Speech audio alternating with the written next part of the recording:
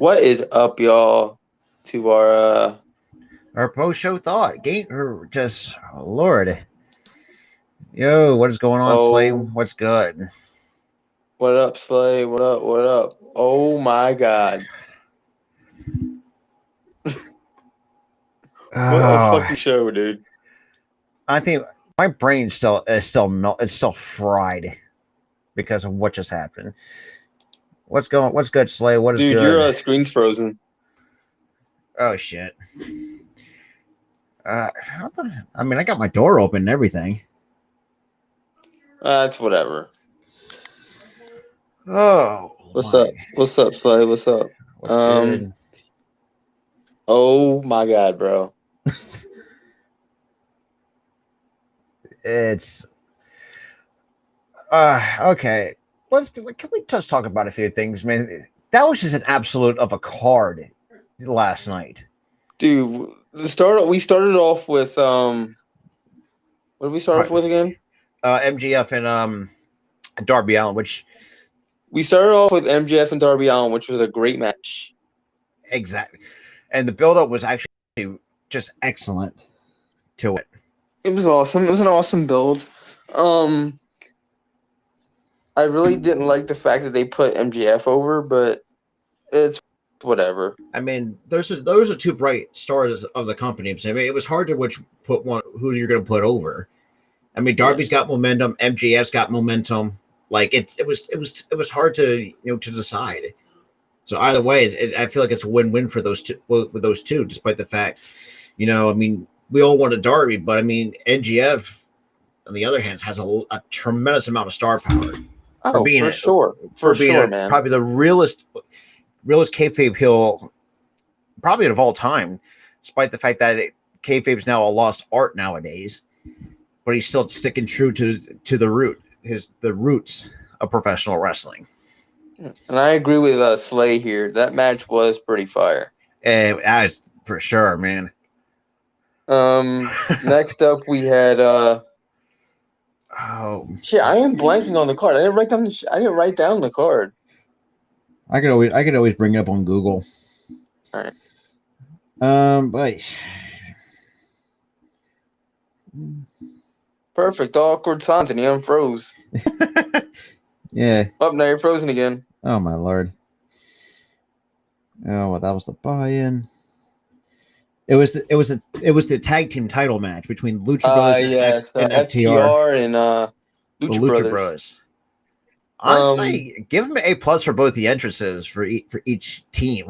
I really liked FTR's retro thing that they had going. Exactly. I also liked the Lucha Brothers military themed entrance. I thought that was badass. Oh yeah, and that's and then again, and also this thing. I feel like this pay-per-view was more like paying like a lot of the people who were on the card were paying homage to Eddie tonight. Oh, for sure. I loved how FTR paid homage to Three Amigos, along with the Lucha Brothers doing the same thing, Three Amigos, and the Lucha Brothers hitting a 5-star frog splash. The Eddie Shimmy, which is probably the most iconic for him.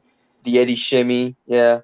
Man, I'm surprised nobody came out in a lowrider last night. Oh man, that would took the cake.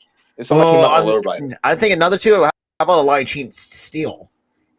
There's a lot of things you can. We almost got it with Dan Lambert, but then it was like a swerve. Yeah. Well, that we're gonna. And the next match on the card we had was the Miro and Bryan Danielson, the Championship Eliminator Tournament Finals. All right, I can't hear you. There's a lot of commotion going on outside my door.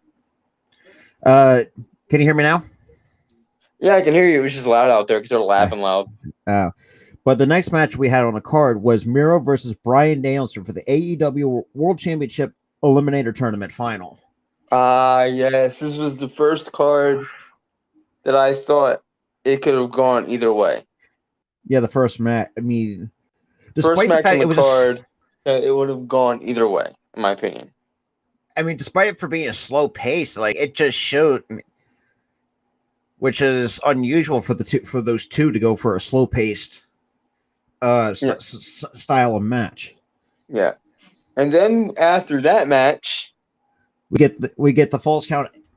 oh, The Falls Count Anywhere match with Christian Cage and Jurassic Express versus the Super Click. I want to fast forward to the end of the match. What Where he goes for a concerto, and then Jungle Boy comes out, goes, "No, I got it," and he hits it. We're kind of thinking it's like this is kind of passing the torch.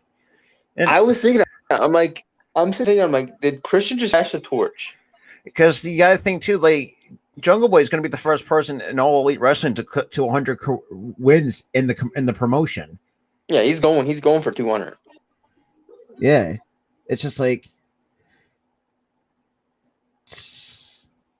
And now the next card we have on the match is the tag team match of Cody Rhodes and Pac versus Malachi Black and Andrade El Idolo. Holy crap, I'm going to be butchering his name. To me, this match was decent. Yeah, I was thinking it was a decent to an okay match. And it was a middle of the road match. I thought that match would have fared better on a Dynamite, but not on a pay-per-view. Yeah. So we're gonna skip that match. Yeah, we're gonna skip that. Yeah. Then we're gonna get to the first great match of the night: CM Punk versus Eddie Kingston. Oh my God! Oh my Lord! I know that this match was 5 minutes long, but man, God, that was a great 5 minutes. Oh my God! Talk about They were selling you on a blood feud. You ever thinking there's gonna be a bloodbath going on? And that definitely showed. That's what we got. And obviously, we had a John Cena dig in the match as well from CM Punk. We had a John Cena dig with his white, like that little slam he does before the knuckle shuffle. Yeah, my buddy Eagle Fang, Survivor. Yeah, I heard that pay-per-view is not going to be great from what I've been hearing. Survivor Series? Oh, it's going to be. And Cooley is not happy. The card. I'm looking forward to it, man.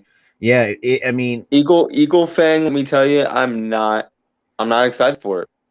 I mean, I'm going to actually have to bring Cooley on. And look at it this way: today, I haven't been excited about it. I haven't even been excited for Tribute to the Troops. Yeah, a lot of people. I don't know. I don't know, and I don't know what's going on with that. I'm not going to be shocked if there isn't a Brock and Roman match. If there's no Brock and Roman match, I'm not watching. And honestly, can't blame you. Me too, man. Because I won't watch it. If there's not a Brock and Roman match, I don't want it. You're selling me on a feud that's not going to happen. Yeah, come on. It is what I mean. Just like they're kind of really dropping the ball on the. They're dropping the ball on this feud, man. Tony Eagle Fang, they're dropping the ball. Well, no. Next, obviously, we get to the minute. The one match we had our doubts about is the Minneapolis Street Fight. Honestly, you and I had our doubts about that. Yo, honestly, dude, I had fun watching that match. Exactly. You had things like fucking. Hey, a hockey stick's being thrown, football's being thrown, a fucking toaster. I'm thinking to myself, like, now we get to see the nuts, which I think we see that. It was balls to the walls nuts, dude. Yeah. Yeah, man, we came through. Yeah. This week with the Eagles, man. Yeah, surprising. Don't want to really get too much to it. Yeah, we'll probably cover that on our sports channel. So be on the lookout for that, Eagle Fang. We're actually might add that to that long list of topics that I have. Yeah, you're gonna have to write that to the topics, but yeah, we'll mention that on the sports podcast, man. I'm thinking to myself, like, are we going to see like a kitchen sink, a microwave? Watch. I'm telling you, dude. They're fuck around the next street fight. They need to put that for the Stadium Stampede match because you could go balls to the wall with that. Bro, they had fucking Urban Meyer. Yeah, like at Stadium Stampede. What else are you gonna do? Exactly. Yeah, Chris Jericho and who was it? Oh, it I don't know. It was Chris Jericho and MGF, and they ended up in the freaking conference room. Yeah. What is the deal with Bray Wyatt? Is he going to AEW? I don't know. See that, but we all know. I mean, from what we've been hearing, he's been on a movie, which, God forbid, man, I think he could be a great movie star. I think he would be. Apparently, he's trying to dabble in the horror films, which I won't be upset about. Which is, I feel like I'm not surprised that he's going to be dabbling in the horror movies. But yeah, but then again, in that match, we had the a wrestling legend Baron von Raschke. Oh God. Yeah, that's how you say it. That's how you say it. Okay, I thought butcher that shit. Nope, you didn't butcher it. That's how they said it on the show last night. Get the claw. And it was like right in the middle. I think he was starting to taunt. I think one of the heels was taunting him, and he got pissed off, and he was like, "Getting ready," and he hit it. Yeah, which is crazy, man. It's just like, oh no, they were taunting his wife. Oh yeah, and then he was like, "You don't fuck with my wife," and then he just clawed him. I think now the next thing is actually from what they're going for, and if you guys have seen the movie Ready to Rumble? Yes. Oh my God. What did I think of it? Honestly, it's kind of campy, kind of like Family Guy. It's just campy. It's it's kind of fun to watch. Yeah, and then we cut to for those who are not subscribed to the channel or who are, if you had not checked out our recent video, this is what we're going to get into next. Jay Lethal makes his all AEW debut. I posted this on the channel. On the channel, and it's gotten a lot of views so far of our reaction to Jay Lethal. And trust me when I say this, both of us collectively shit a brick. Wait, like literally, like the fact that they scored probably one of the probably a great talent in Jay Lethal, the Black Machismo himself. Yeah, Eagle Fane, he is exactly, man. It's so bad, it's good, man.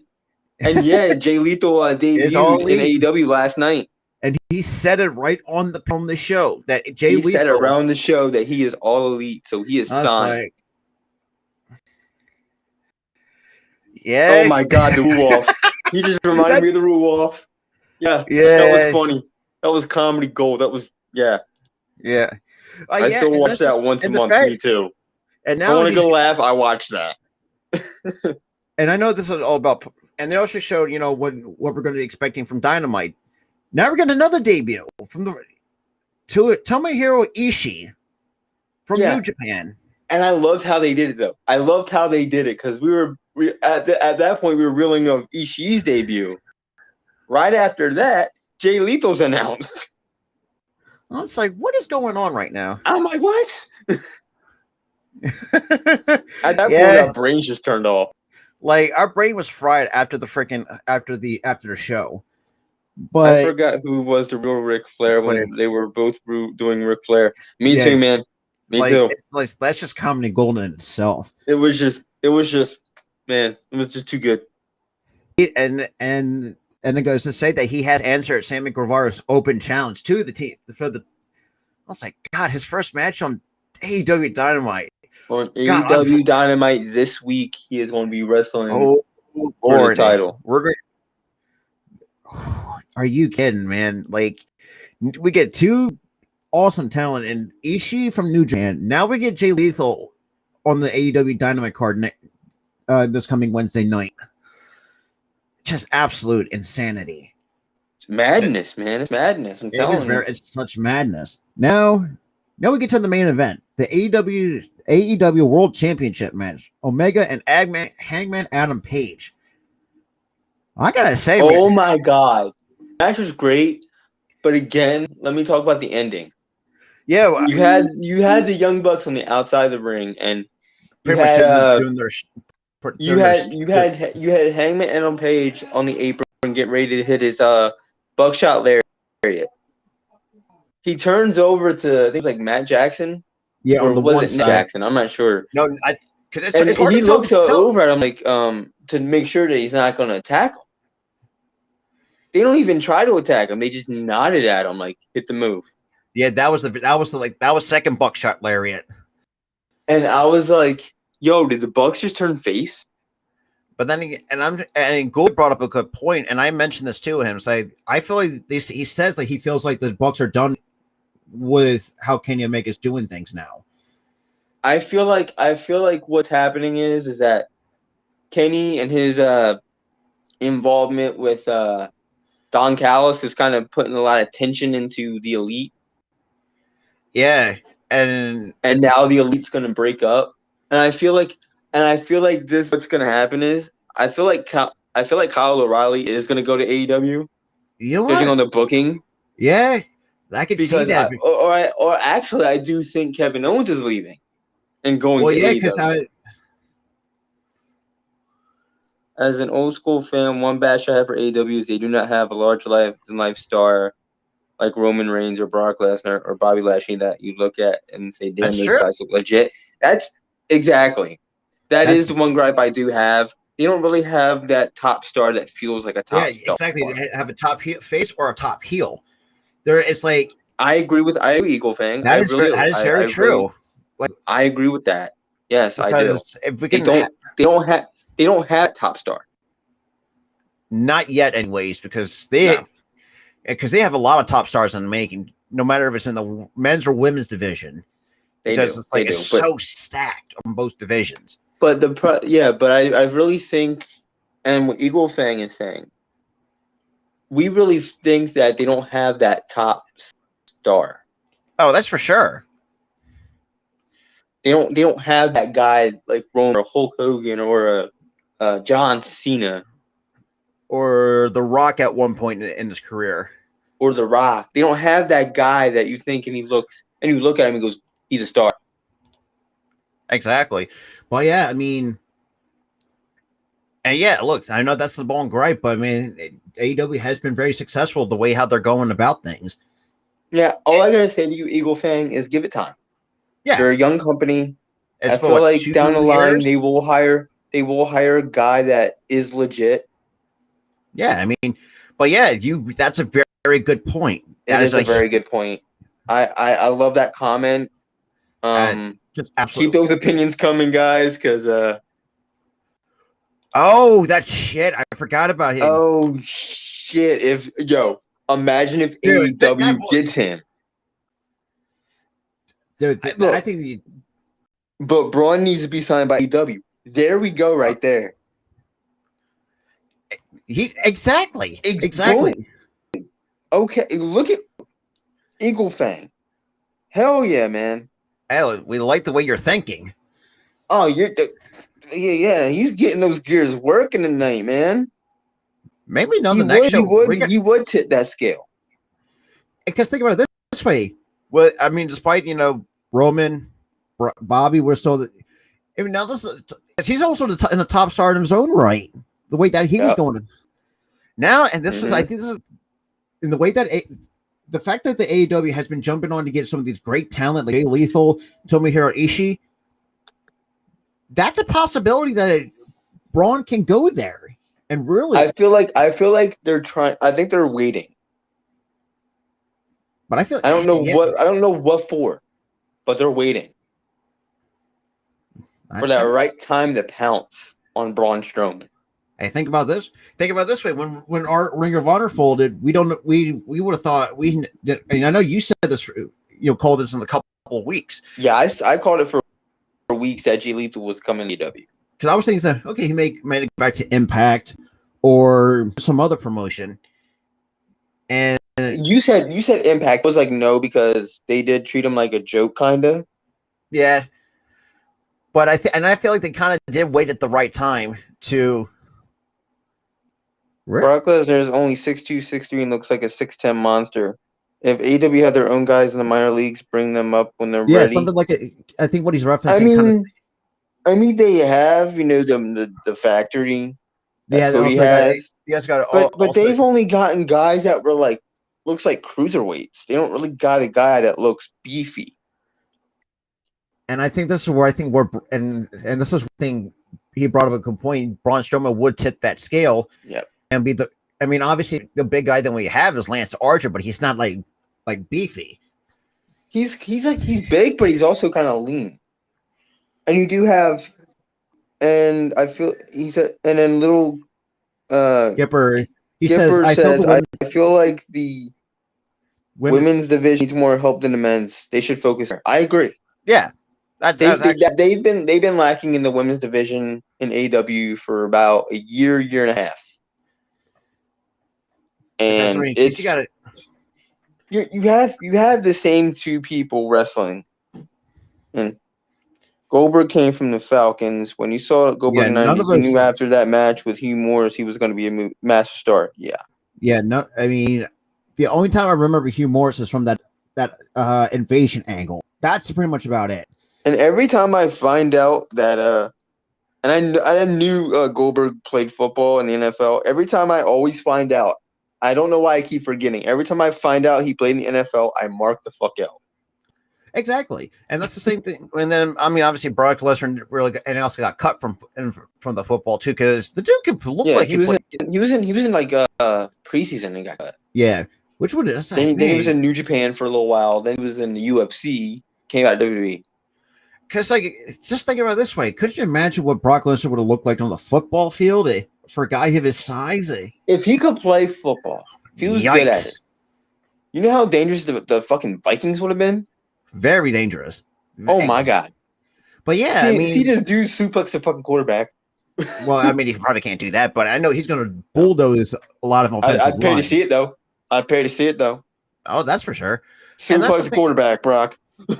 I mean, so far, despite that one okay match, and honestly, this is a solid A+ show that AEW has put on. All right, so at this point, I would give the show an A+. Great show all around. Despite having an okay match, like throw it in the middle, but yeah, you had an okay match. I should have been on Dynamite, thrown right in the middle of the card, but that's all right. Yeah, I mean. And it's just like the fact that we're, God, like, you know what's crazy, that our brains are almost, and I know I fixed myself, that our brains are still fried. That's fine. Hey, look, that's an A-. I'll be fine. That's a solid. That is a solid rating. I respect that rating. Because how can you follow up on a show like that? I really don't know. Like, my brain is kind of jumbled from last night. Exactly. Because of the whole thing, and you can watch that video back on YouTube of us reacting to Jay Lethal. And you can even watch the whole entire show, the live stream. You can find the action, and you can find that too, and just like, and you can actually watch the other reactions, because that reaction in particular, I thought they really capture like what, like that. It was like that what the fuck moment just happens. Like, I was like, what. Like, number one, we had the biggest pay-per-view All Out, which that was a banger at Orthodox Stadium for the very first time that we've watched. The fact this one was at the Target Center, which was an arena that usually WWE would fill. And let me tell you this: guess what happened? They filled that bitch up. Exactly. It's just like now you're, man. 2021, man, it's been a crazy year for professional wrestling. It's had its, like, this year's like a roller coaster ride for wrestling. Yeah, it has its ups and downs. You had its ups, you had its downs, you had its go back up again. It's up again, and it's like, yeah, and crazy. It's crazy because it's like now we're seeing Tomohiro Ishii make his Dynamite debut on Wednesday night, which I'm shocked. But then again, I'm kind of not, because I know, because like, it's like you're having Tomohiro Ishii, probably I think he was in the heavyweight division. Yo, I would laugh. That would be funny. I would fucking laugh. That would be funny. Have fucking Goldberg in fucking AEW. That should be funny. Oh man. God, Gilbert's working the Gilbert gimmick in the Indies, so it could happen. Wow, that still surprises me but yeah, I mean, the fact that the matter is just like, yeah, I mean, the fact that, you know, we're seeing Ishii getting his opportunity on AEW television. Um, I I, don't I would think. watch that. I would be happy too. And Goldberg is kind of falling off, so it would be a dig Yeah, towards WWE, which they deserve. I mean it. That's Goldberg's true. still winning matches in 2021. Not really. He hasn't. Not He re- got he didn't win against Bobby Lashley in either of the but matches that he's been in. then yeah, and that's to mention, dude. Like he's no and like he's not the same guy that he used to be. Mm. Lashley needs to get that win back. He got. No, he had to win last time. Yeah, and that's the thing too about Goldberg too. Like, and you had guys come. Oh, you want him to squash Goldberg? God, I respect that. You know what? I'll pay money to see that. I'd pay. And I don't care if it's on pay per view. If we see Bobby Lashley squash a 50-year-old Goldberg, hey, there's logic and behind that. The guy's yeah, 50, he can't wrestle. and and since we kind of and since the Eagles, I mean, you probably yeah, that's for sure. Mm-hmm. And we were kind of talking about this too on the on our show at one point. We know 2-3. I say maybe that's see that's I think that's fair. I feel like usually sometimes squash matches usually last than a minute, but One more thing. Bobby Lashley versus Brock needs to happen at yes, WrestleMania. please, Damn fine. Right. yes, please, because it's just like that's like just an amazing match on paper. Like two powerhouses going at it. Dude, imagine that. And you know what they need to do too? Do a fucking ring break at WrestleMania. Yeah, that's Do a something ring break spot. I don't care. because like we seen it. Was it this year or was it the year before? What? Was the ring break? Yeah, the one that because I know when It was Brock and 20. Vince. I know it was 20. It was 2018. It was Yeah, it was Brock and Braun yeah, Brock and Braun in a match. It was on Raw. Yeah, that's kind of been like all over social media. It's one of the dream matches. We will never see Sting versus. That pains me.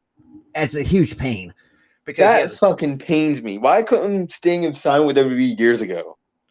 Exactly, but then again, you And just gotta think fucking too. had a match with Taker at WrestleMania. We ended up with this fucking WCW versus WWE feud with him and Triple H, and it was stupid. And then we went to like the Seth Rollins feud, which was kind of a solid feud. I thought it was for the WWE title, which I hope he didn't get hurt. Triple H's ego got in the way. Exactly. Yeah.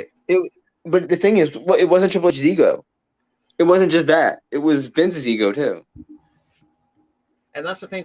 Because Vince hated WCW. And that's the thing. Exactly. Too.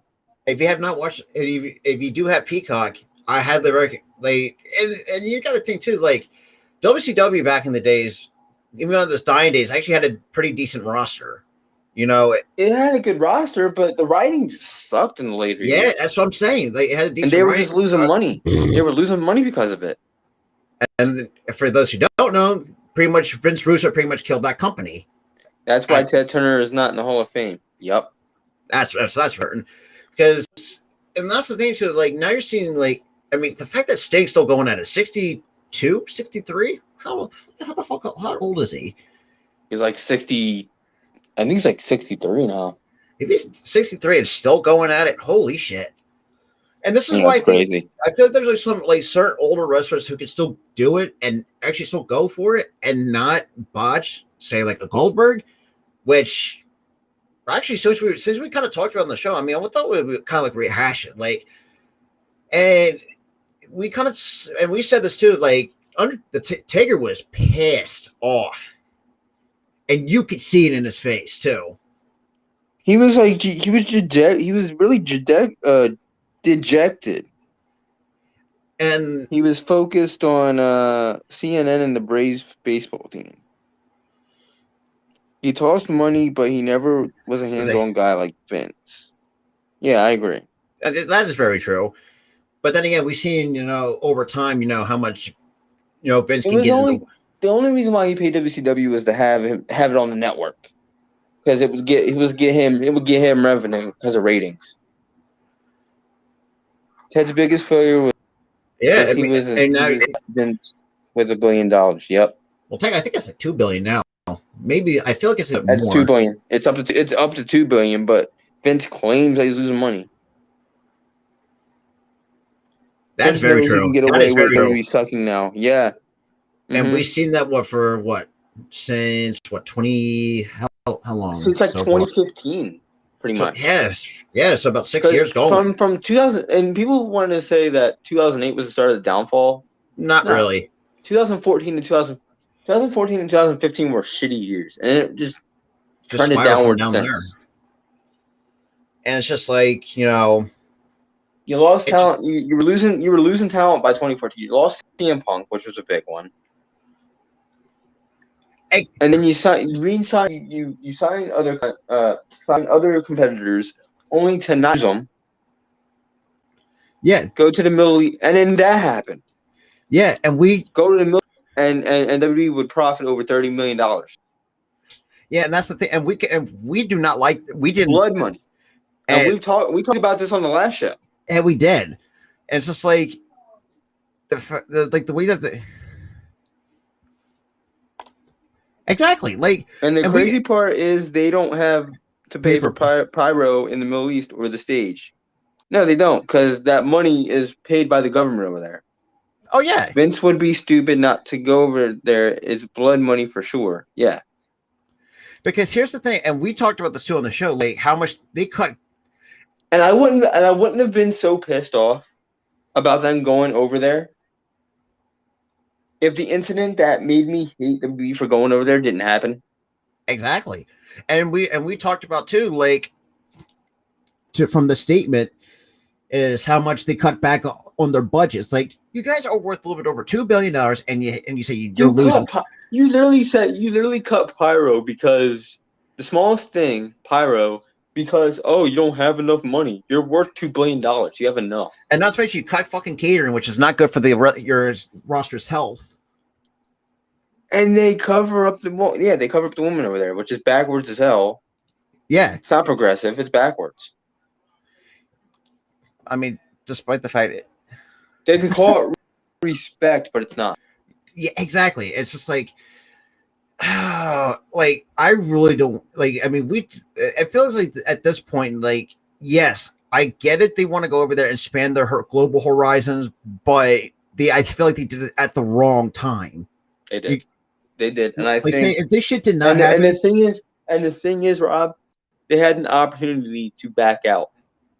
Yeah, and they didn't. But then again, we all know that Vince is greedy, and it's like screw it. Yeah, and that point made me hate Vince a bit more. Was that exactly? I mean, you pretty much. I mean, you know, it's just one of those things. It's like where you just don't want to really. I don't know. Like, I feel like if they done it, a couple of years ago, without this shit not starting over there in Saudi. Yeah, exactly. Yeah. Mm-hmm. Same with Super Show when that shit took place in Australia. Bro, but the thing is, I liked when they went over to Australia. That was fine. Australia is not a hateful country. Well, that's true, but I mean, I thought that show could have been a whole lot better than it. The only problem that I had with that is I had to wake up at 5 a.m. just to watch it. I was like, no, thank you. I was like, fuck that! I ain't staying up to watch this shit. Hey, trust me. You know, sports. I mean, when it comes to sports, I always get up at the time to watch the KBO, which is and all that. But yeah, right. I probably just stay up to watch the KBO instead of a show that's a glorified house show. Which, granted, I mean, look. You went to the land down under to Australia. Plus, I mean, despite the fact you pretty much actually went to now, what are the icons are going by nowadays? Like, I can't even remember their name now. Inspiration and Impact. Yeah. Then it's like, they had just won the tag titles on their first night when they debuted. My God. Their first night. Oh, it's I don't see the relationship with WWE and Fox lasting very long. I don't see it either. Yeah, I don't. I think once that contract's up, Fox is backing out. and since you brought that up, Eagle fan, we kind of went over and we talked on the show about that rumor with AEW trying to get into a Fox deal. If AEW can get a Friday night deal with Fox in the future, that would be great for them. That would be awesome. That's more eyes. Absolutely. The thing is, that's more eyes on them, and that's what they need. They need a network TV deal. Look, Warner Media, yes, I get it because it's like right now. I mean, that's kind of look. I get it that you have Warner Media. I get the whole Warner thing too. You got the cable market, but now it's time to get the network market. Yeah, because think about it this way. Sometimes baseball, and I'll put this in perspective. Like people, like the World Series this year, people watch the World Series on Fox, and because that was available to everybody. You got to think if AEW and Fox were in negotiations with each other, AEW needs to take into consideration there's cord cutters. Yeah. People like me who can't watch Dynamite every week live on TV. Yeah, that's very true. Yes, we got phones where you can stream it on there, but we can't watch cable TV on our TVs if we don't have cable. That is very true. So to have Rampage or something, move it to 8:00. Compete with SmackDown. Exactly. And get a Friday night deal with Fox. Whoa, that would be. Yeah, and that could put competition. If they get a Friday night deal with Fox, they would have to move to 8:00. Yeah. Instead of this 10:00 thing, because at 10:00 they usually show the news. Yeah, they're forced to show the news. And I agree. Yeah, cable is a dying dinosaur. That future is the internet. I mean, yeah, and it is very true. It is. And because nowadays people don't want to pay extra money for cable TV, because half the time when you get cable TV, you're not watching all the channels. Exactly, because at times when I'm on the go, like my best thing I can ever use is Hulu, and I can watch Dynamite and others.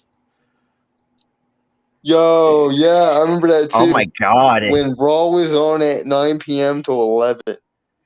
Yeah, I remember only being able to watch 1 hour of the show. 1 hour. Yeah, that's very true. As a kid. But yeah, I mean, the way that I mean, I know we're kind of getting lost in. Yeah, that is absolutely true. Way too much. 3 hours for Raw, way too much.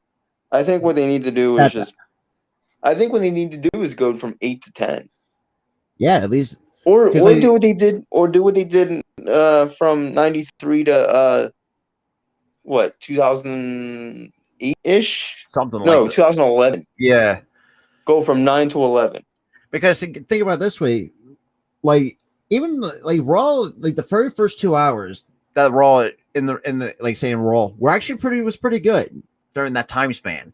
That's the thing. That's the thing, Rob. The first 2 hours were great, and they normally okay, but that third hour always drops. Especially for the ratings. Yeah, it just drops the ratings, and it lays an egg. That third hour lays an egg all the time.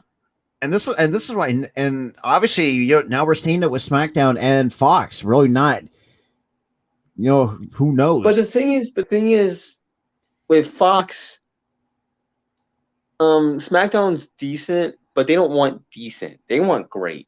Yeah, they want great programming for their network, and they're not getting it. And we talked about this too on the show, because it's like you have these top executives at Fox, going at them, said, "Look, you guys on their asses, bro. They are on their asses." And I was just like, I was like, man, this is gonna end badly. Oh yeah, this is, and I feel the same way with Eagle Fang. They screwed themselves with that WWE deal. Fox is at fault with this too, because Fox got WWE at their worst. if they would have had them stay in the Ruthless Aggression era, killed it in the ratings. Absolutely. They would have been fine. But now we're all since 2008, we're going to the PG era. It just kind of pretty much killed everything. And the thing is, people like to say, "Oh, it was because it's PG." The thing is, they could do a lot more with PG. Exactly. They could do a lot more. Yes, I don't like the fact that they're PG either. I used to, but look at it this way: the world is too PC for TV 14 shit. That's very true. Way too PC because I'm like I was watching SmackDown like it was like the day before Halloween in 2003. Oh yeah, I remember They that had episode. fucking Tori Wilson and Dawn Marie in a costume contest. Oh my! And you God. had fucking Dawn Marie get into a goddamn fucking pool of chocolate and apples, and she's stripped naked. So, but for people like us, You think that shit would have been great for the people? Not this generation. No, I don't think and so. And not offend anybody? I don't think so. I wonder if USA Network is pissed at them for bringing Mid Stars to SmackDown, forgetting about them. Yeah, Dawn Marie and Tori Wilson. Yeah, I brought that up. How about the what was the other one that we talked about? Oh, what was that? What the hell was it? That was on the. I feel it was on the episode of Raw or what the hell fuck was it? I can't remember their name though. It's really pissing me off. And I kind of no. Well, that was fucking creepy. Oh my god! When fucking hide him right. Back in the day, I thought Reich was just just being Michael Cole to the wall. I don't think he was screwing him in the ass. Exactly. And like literally, like what the fuck? I think what I'm talking about is that I'm like, yo, I look back at that. I'm like, am I watching a wrestling match or a prison thing? Yeah, it looked like prison. Put it that way. I just felt bad for I think you felt something, all right, Eagle Fang. And I was thinking too that the what was that lesbian tag name? I can't remember what the fuck. Lesbian tag, or what you mean the gay tag team? Yes. Oh, that was fucking Billy Gunn and fucking no, not that one. Columbo. No, we all know about that one. I'm talking about it felt like a lesbian thing gone awry. Thing gone awry. Lesbian tag team. I don't think there was a lesbian tag team. I think there were because we were talking about this. It's like that wouldn't. Well, nowadays we're still PC, but more socially accepting. So I mean, what the fuck? I think it was on other Heat or Vol. I can't remember. Yeah, even Eagle Fang knows who I'm talking about. Yeah, that's what I said. Billy and Chuck. No, I'm talking about the that lesbian group that we were. I don't remember a lesbian group. I remember Dawn Marie conning fucking Tori Wilson in a lesbian. Well, I know. I remember that in 2003, just to get with her dad, and then the whole Mickey James thing. It was a tag team back in the early 2000s. Hold on, I'm gonna look this up, man. Hold on, because I'm drawing a blank here. It's really starting to I don't remember any lesbian tag teams in WWE, man. I really don't. Oh, well, we need to find out now, wouldn't we? It must have been that. It must have been that forgettable that I'm forgetting right now. Because I remember Billy and Chuck and like LGBT type thing that was really making fun of them. Let's see. Well, and then the whole the whole Mickey. What? That HLA. That's who it was. What? No, HLA wasn't a tag team. It was a ploy. It was a ploy made by Eric Bischoff to gain ratings. For Raw. Well, yeah, I mean, but I feel like the best LGBT storyline that's been ever written is the Mickey James and Trish Stratus one. I think I feel like there was like a little bit of realism in there because there's a lot of crazy, fans out there with crushes on wrestlers. And now we I feel like that was an LGBT storyline done right. Yeah, exactly. But now we see it with with well, I mean, it's just like don't even mention the Liv Morgan shit. No, that was like, oh my god. No. They just threw that in there. Oh, we don't have anything for Liv Morgan. Let's just make her gay. What? I was like, excuse me?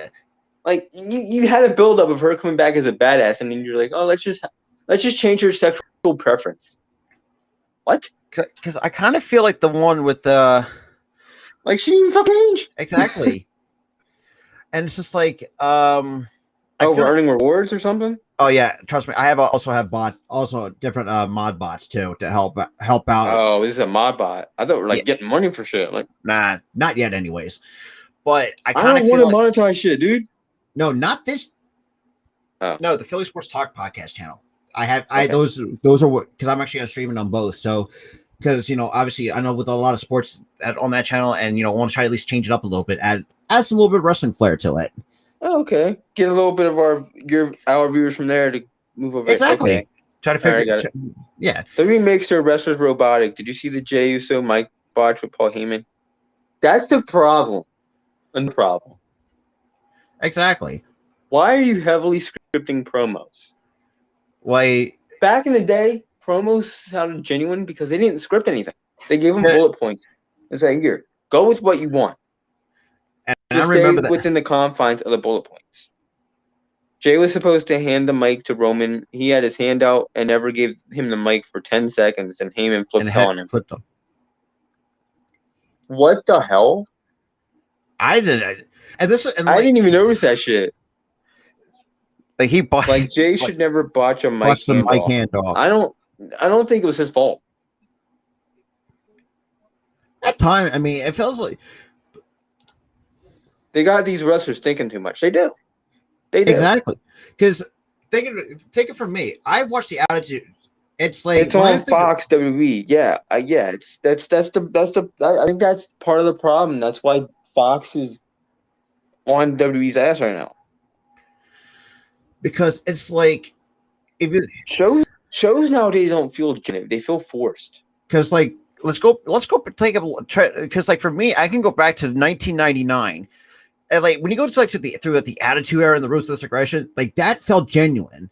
Like to the thing is with the Attitude Era, I think it was more and stuff like that, and Attitude Era Raw and Attitude Era SmackDown, and Attitude Era and Ruthless Aggression Era stuff. You felt like when you're watching these shows, that anything could happen. Exactly. Now it's like, this is gonna happen, that's gonna happen. That's gonna happen. He's gonna lose. She's gonna lose. Yeah, that's very true. Oh, I wouldn't be shocked if he wins the damn belt 30 times. All I know is from what I've been hearing, because Gooley actually brought this up that Becky Liv Morgan might get her chance at the Raw Women's title, or no, which belt is Becky holding right now?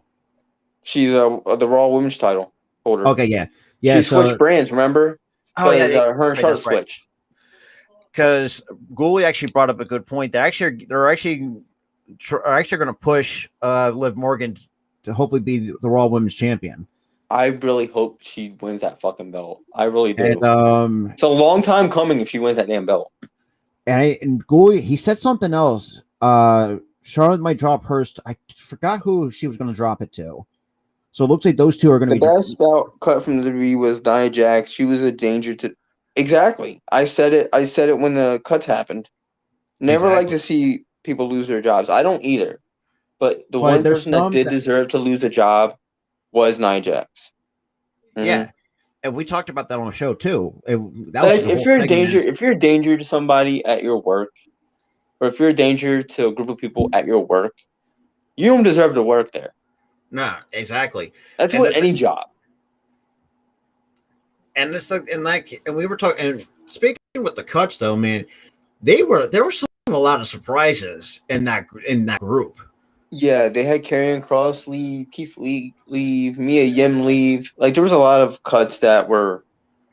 Whew. And then we come to find out that a little bit later, Keith Lee throws in a lot of dirt on the company. Yeah, apparently, and I want to mention this as you brought it up. WWE responded. Really? They said he lied. How the fuck do you lie about that? I call bullshit on that. That is it is bullshit. WWE is trying to save their own asses by saying that he lied. Exactly. They're trying How to save. do you lie about a company not paying your fucking medical bills? Exactly, especially at the time of the year. At this time, when the pandemic's going on, and the. I agree. You know what? I think that's tough to like. AEW getting that would be good. Yeah, that would be actually that kind of really would help out because like that would be that one top star that they're and speak with AEW though, I feel that's what they're missing. Some like that top star that will push them over to the edge because you got everything else right working for them, but what they need is that one star, which is that missing piece. Who could it be? Who knows? But it could either be Keith Lee, definitely Braun Strowman, which now the thought is like, could you imagine those two? Jesse Ventura said WWE is going to have a wrestlers union until Hogan snitched to Vince about the union starting. And that's what Zelina Vega tweeted out before and that got her fired. Or no, that was she mentioned that same. She mentioned that same shit because they're called independent contractors. Yeah, get the hell out of here with that. They're not called independent fucking contractors if they can't work second jobs or entertain fans in different ways. Because not to mention too, like if they're independent contractors, they wouldn't be under literally wouldn't sign that contract and getting paid. If they had a union like the NFL and NBA, things would be different today, the medical standpoint. Yeah. Exactly. Yeah. I agree. Because if they had something in place for these wrestlers to be medically okay. Yeah. I mean and to pay for their medical bills and their medical situations. They would be fine. But now you're having beef with Keith Lee and countless others, whether or not you pay their medical bills. Exactly. You evidently don't. It's like it's ridiculous to the point where yeah, I mean exactly. Well, it's like work for McDonald's or Walmart. Trust me, I've been a part of that. There's a lot of toxicity when you're working at like a McDonald's or Walmart, and there's toxicity in WWE. Well, that's obviously true. Like it's basically a toxic job, but you're getting paid millions to do it. But yeah, and since you brought up the John Moxley situation, after when his contract expired, it's like that was messy. That was a messy breakup with him and WWE, man. And that's the thing too. I don't know if it's him or Seth or good friends with Roman off screen. Who was all three of them? Yeah, and that's the thing too. It's like they're saying exactly. I'm not talking about the money part. Just like being part of living with help. Yeah, exactly. It's everything though. It's everything though. There's a lot of stuff that can go into it. I'm just adding the money thing in because it's a bit different there. But it is hell to work for Vince McMahon in this company. Yeah, because unless you're not like a top star like Roman, you ain't nothing to Vince. If you're not a big beefy dude, yeah, you're pretty much nothing. They don't give a shit about you. And we saw that with the recent cuts. Karrion Cross. Karrion Cross though, that kind of shocked me because he is a big beefy dude. Yeah, and it's like, but I don't. But that was kind of a real head scratcher. Like what? And he's like your stereotypical. He has that look. working for WWE. Go along, get along, or get fired. Yep. That's pretty much look like their motto at this point. But the problem is going along doesn't work. It really doesn't. Because they give you characters. This gives you a character that doesn't work, doesn't get over, and then he fires you. Then he blames you for it, saying, "Oh, you didn't get yourself over, save his own ass." Like no, going along with it doesn't work. Like getting along, I can see that because getting along, yeah, you don't want beef with wrestlers. I get that part. Yeah, unless they're you don't want beef with wrestlers outside and then start in trouble and stuff like that. There's a lot of wrestlers who we question why did they get fired, and then he comes out, oh, he he's still there. Have a job. He's in a tag team right now with Robert Roode, which is absolutely surprising to me. I was surprised how long he's been with the company. Hey, man. But the thing is, he's super over with it. It's worked for him too. Yeah, the thing is, he's over. People are like, why isn't R-Truth getting a push? The thing with him, he wants to be a comedy character. That's his choice. Exactly, and we're seeing WWE tried to push him in 2011. He said no, or no, he got in trouble, and they took back his push. They were and then they tried to push him after he came back from getting in trouble, and then like the R-Truth title, hell yeah. Pretty much, is like he got his baby back. This man's got like 50 plus title reigns. Last time I checked, he was at 48. He was already close to 50. No, I think he's past. Yes, I'm pretty. Like, I know it's bad, and you were surprised at how long. It's like, how the hell do you keep track of that shit? It's like, I'm like, I don't even keep track with it. You see like 10 different wrestlers win the belt. I'm like, I couldn't count. I'm like, what? Because it's like R-Truth always want, and this is why I love R-Truth. Yeah, he may be a comedy character, but the way that is working for him, like he can wind up like the most ridiculous situations and still be funny.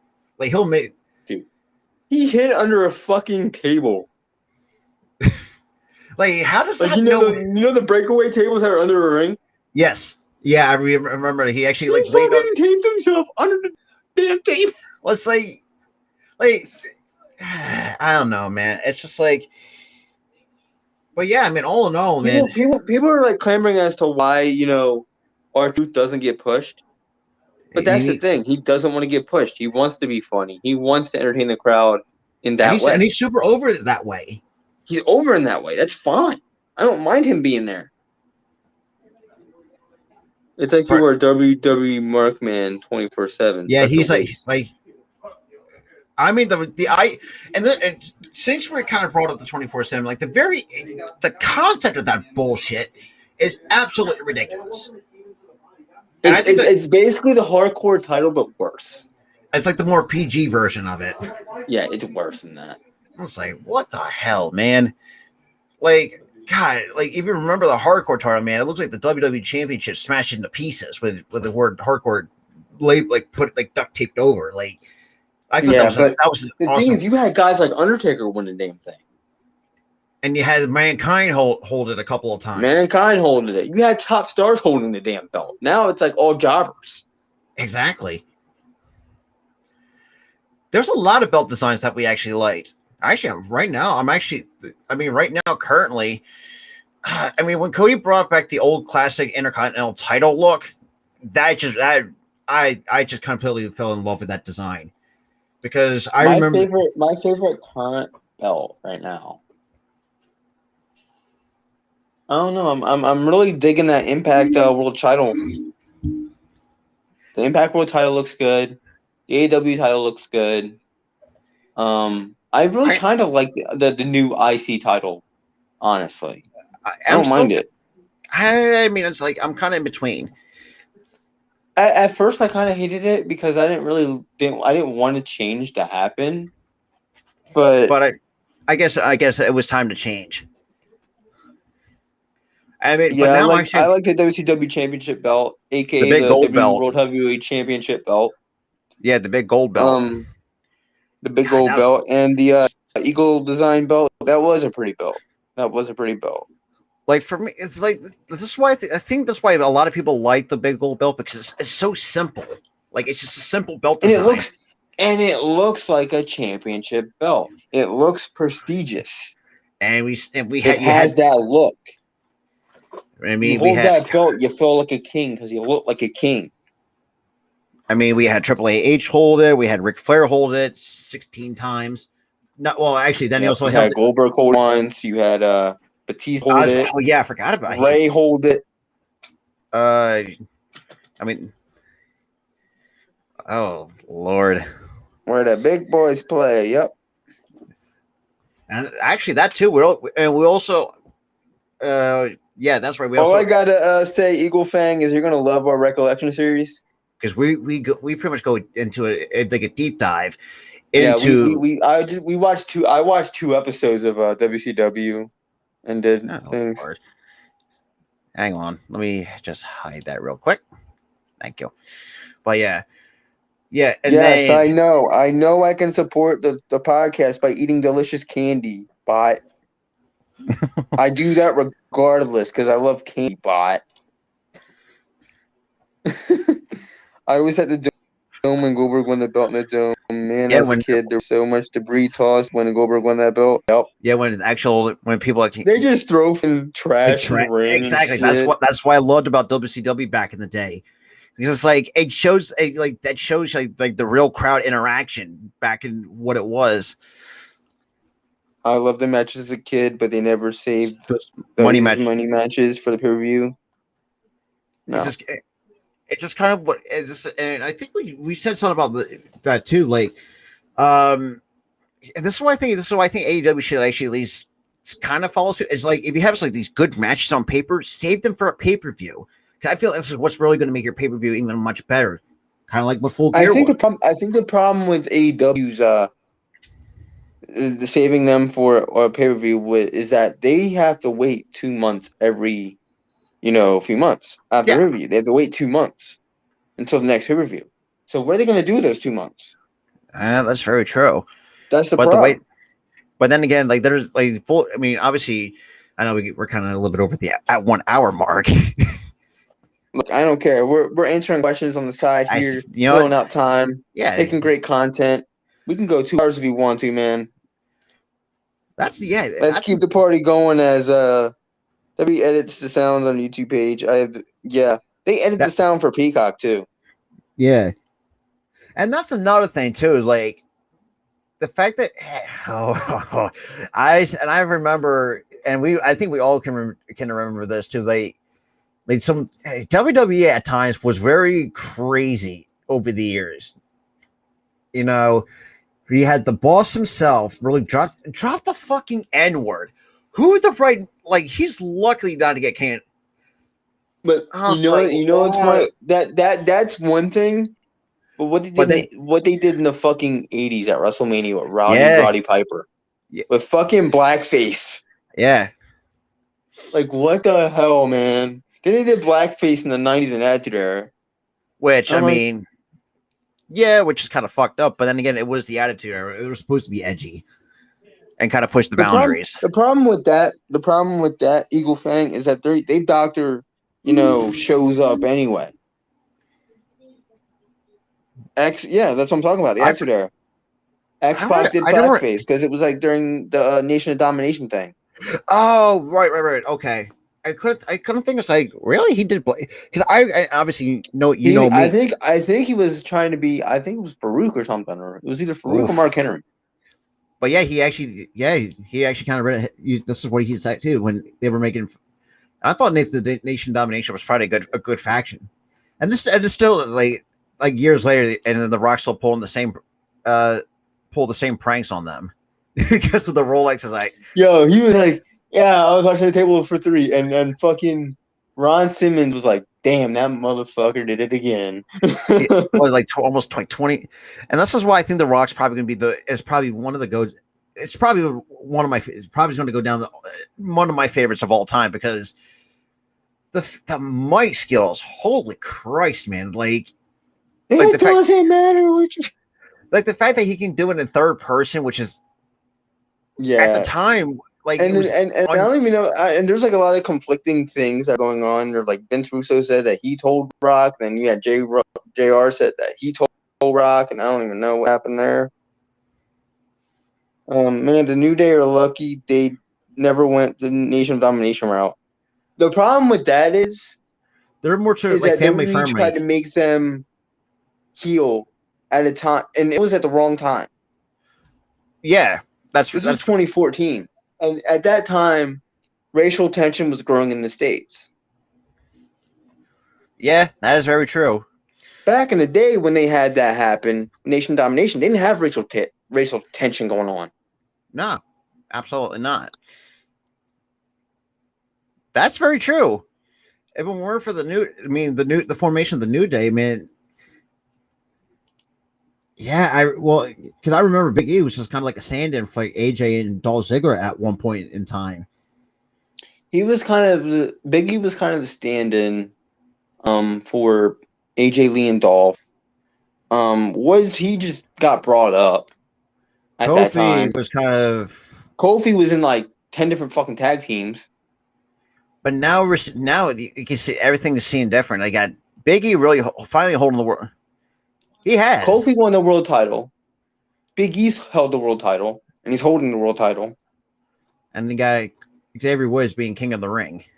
Yep. Which a lot of, and Gooley kind of mentioned this too. Like he's, And I agree with that. Big E did get better with his promos because he's able. I think nowadays with his big push, he's able to incorporate not just comedy but more serious stuff. Yeah, I feel like Woods is more of a mid really see card, Woods being. I don't see Woods being a world champion. I see him being a mid card champion. like a US or IC. He doesn't have that look that Vince is going for. What he looks for in a world champion. Kofi didn't either, but he got over, so he had no choice. But Big E is something. Yeah, he has a better intensity than we first saw. You know, when he was in the mid card part of the. He has. He was robotic, and then he did get a little bit better when they let him use like his charisma and his comedy, and just do it himself. And then he got more serious when he got his little when he got his big singles push on SmackDown with the IC title.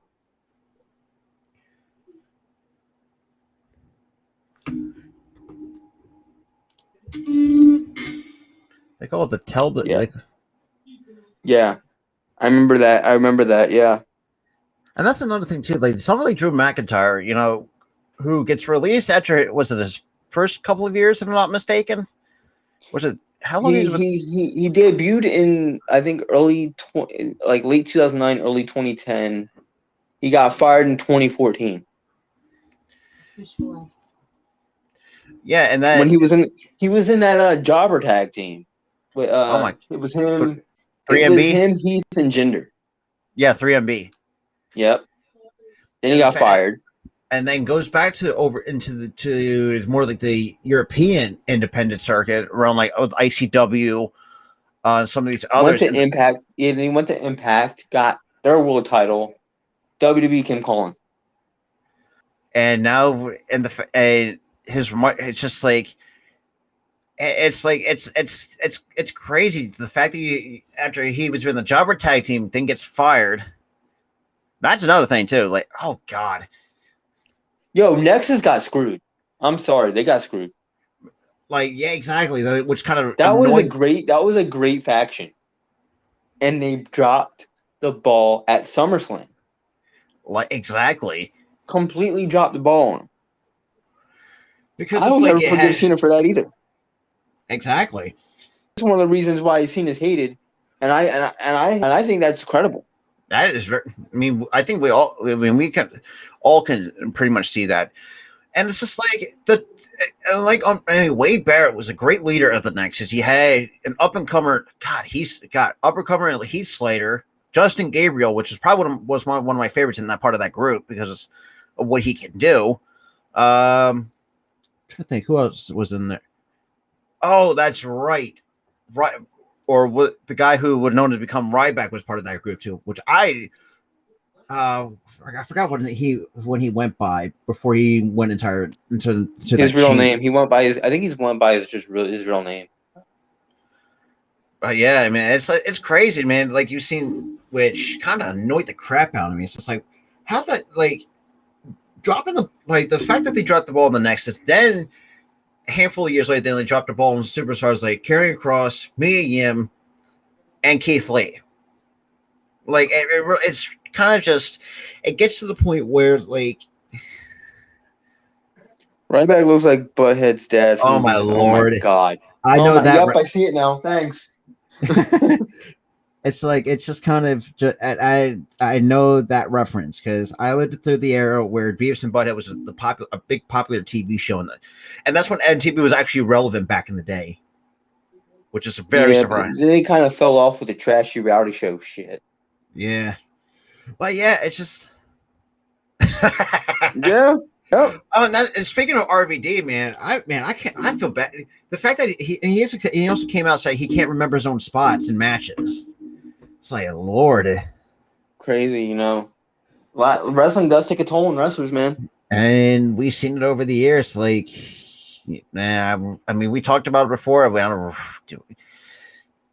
know, and that's another thing, too, is like, and that's another thing. That's just why I think the industry needs to start implementing more like mental health, help, so to speak. And this is, and obviously, because you know, we've seen it with Ashley Massaro. You know, God rest her soul. And we talked about this before. We seen it with Ashley Massaro. We seen it with Daphne. We seen it with Chris Benoit. Despite that was a dark moment in wrestling. Despite the darkness that happened and people's hatred towards him, he did have mental health issues. And it's just like, and we say this all the time after our streams and videos, like, and actually I might start doing that or towards the end of videos because it's like I don't remember that, man. I mean, I know after every stream we do it because like no, I'm talking about the question here. I don't know if you got a spot by kissing somebody's feet. I kind of think it might. I don't know. Maybe I'm going crazy. I think that might have been Michael Cole that could have done that with. Because that's what I kind of feel like I remember. I don't know. Like it could have been in storyline. I don't remember because I wasn't even born when we went into like the mainstream. Because for me, on the other hand, because like I said, I got my exposure in late '97, early '98. Didn't fully. Yeah, I was 2002 because I was born in '98, so I really didn't have that exposure yet. So yeah, and the thing is, it's like you and I, man. The shit that we've seen, at that point in time with WWE, it was crazy. Like, how the hell did we get away with watching that shit? I'm going back to that segment I watched. It was like the SmackDown right after Halloween with Tori Wilson, Dawn Marie, and the fucking apple bobbing thing. Oh my god! I couldn't help but sit there. I was laying in bed and I was trying to quickly find the remote to skip it. I ended up watching it and just cringing. I was like, yikes! I was like, oh my god, this is like borderline porn. Like, what the fuck? And at times, yeah, it does get to the like in the early 2000s between I think 02 and 03. Like you can tell it was getting close to that. Like it was getting like my close to that porn thing. Remember the Diva Surge back in the day? Oh I felt that was on the border edge too. Dude. don't even talk about the Diva Surge. That was the most The thing is, I don't call it borderline porn. I call it borderline trashy reality TV show. Well, that too.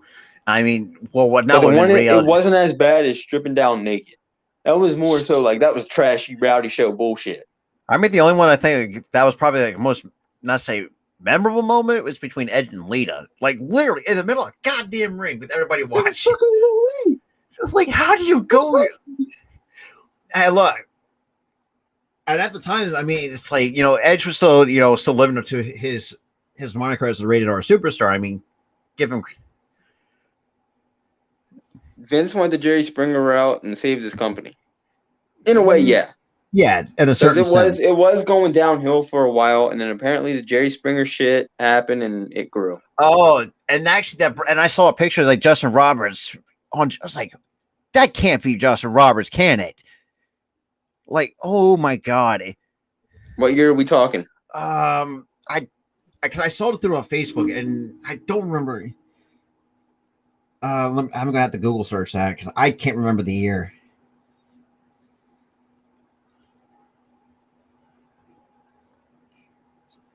I can't.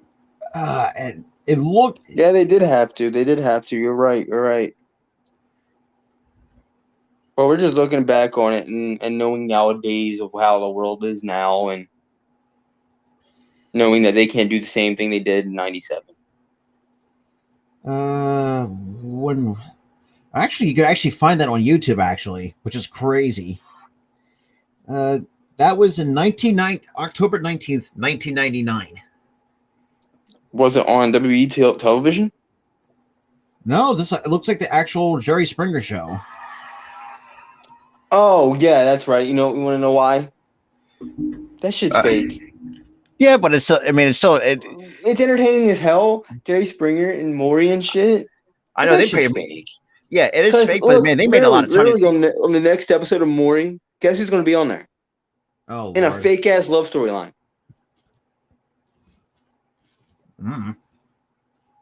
Fucking little Nas X. In a fake story. I'm like, yeah, this shit's fake. But it's a moneymaker for them.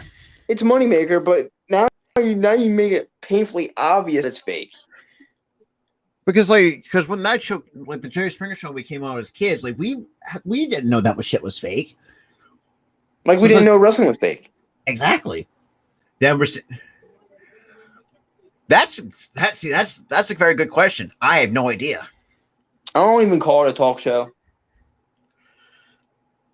Yeah, that's true.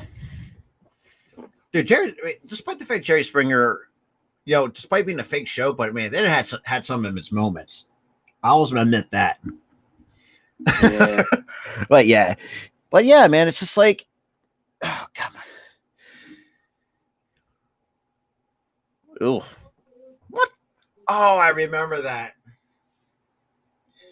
I felt going to hell because I laughed at that episode. I was like, I'm going to hell for this. Laughing. I was like, I'm going to hell for this. Like, how the fuck? Like, my question is, how the hell can you be scared of pickles at the what the? Look, you're scared of a food. Why the hell are you scared of a food? Hey, look. Yeah, but yeah, it's. I'd be afraid of trying it. That would have been a whole different thing. But the fact that deathly afraid of them, like the sight of them, you see him and you scream and run. No. Mm-hmm. And that's another thing too. Well, yeah, man, it's like. You know what I think of Maury? Those episodes. What's that? He hired Vince Russo. Oh my god! Now you know. He hired Vince Russo. Yeah, I'm pretty sure that show's going to go down the toilet quicker than. Oh, it's already gone down the toilet. You're having a fucking celebrity on there in a fake ass cheater storyline for your damn show. And the fact that this guy who was the writer of WCW in the 2000s, I guess between. But the thing is, I'm just playing around with the fucking Vince Russo shit with Maury. I was about to say because it.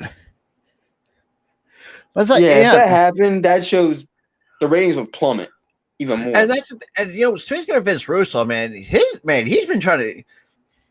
I don't know. I don't know what it's been. I don't know. Like, did you like the last I heard about Vince Russo? He did this fake ass apology to Jim Cornette, which is a few months ago. It's like, I kind of cringe at it because there's no genuine behind it. Despite the fact that he takes no like Eagle fan saying, he takes no fucking The Hogan debacle was his fault. Yes, it was. Oh yeah. All of it was. The downfall of WCW, the whole I'm gonna lay down and pin me or whatever the fuck that Oh happened at god, the bash and that kind of thing. But yeah, I mean, it's just like there's certain guys like obviously Vince Russo should just at least just stay away. Because I kind of feel like he just makes things worse before it gets better. I mean, and well, I mean, let's think about it this way. From like '99 to a little bit entered the 2000s, like the writing was getting really shitty. And I can say this from personal experience too. Like when I was like about 2 years, like I was like 2 or 3 years old. Yeah, I may not understand what was going on, but the way everything how it was produced, I kind of know that kind of like I didn't really think about it till maybe I was a little bit started getting older. Then I realized how shitty the writing was, and just how badly like everything was put together. right.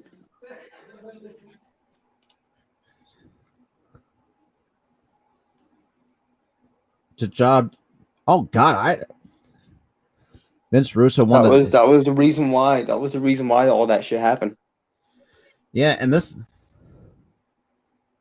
Oh yeah, that's for sure. I think. Booker T did get his moment, and I'm glad like the I'm glad final he got day out of of there. WCW he got that title. Yeah. What I think is the best. I think the best moment we can think of is like when Eric Bischoff just shows up out of nowhere, and Booker T just feels like it's just like he just had a shocked look on his face. It's like he just seen a ghost.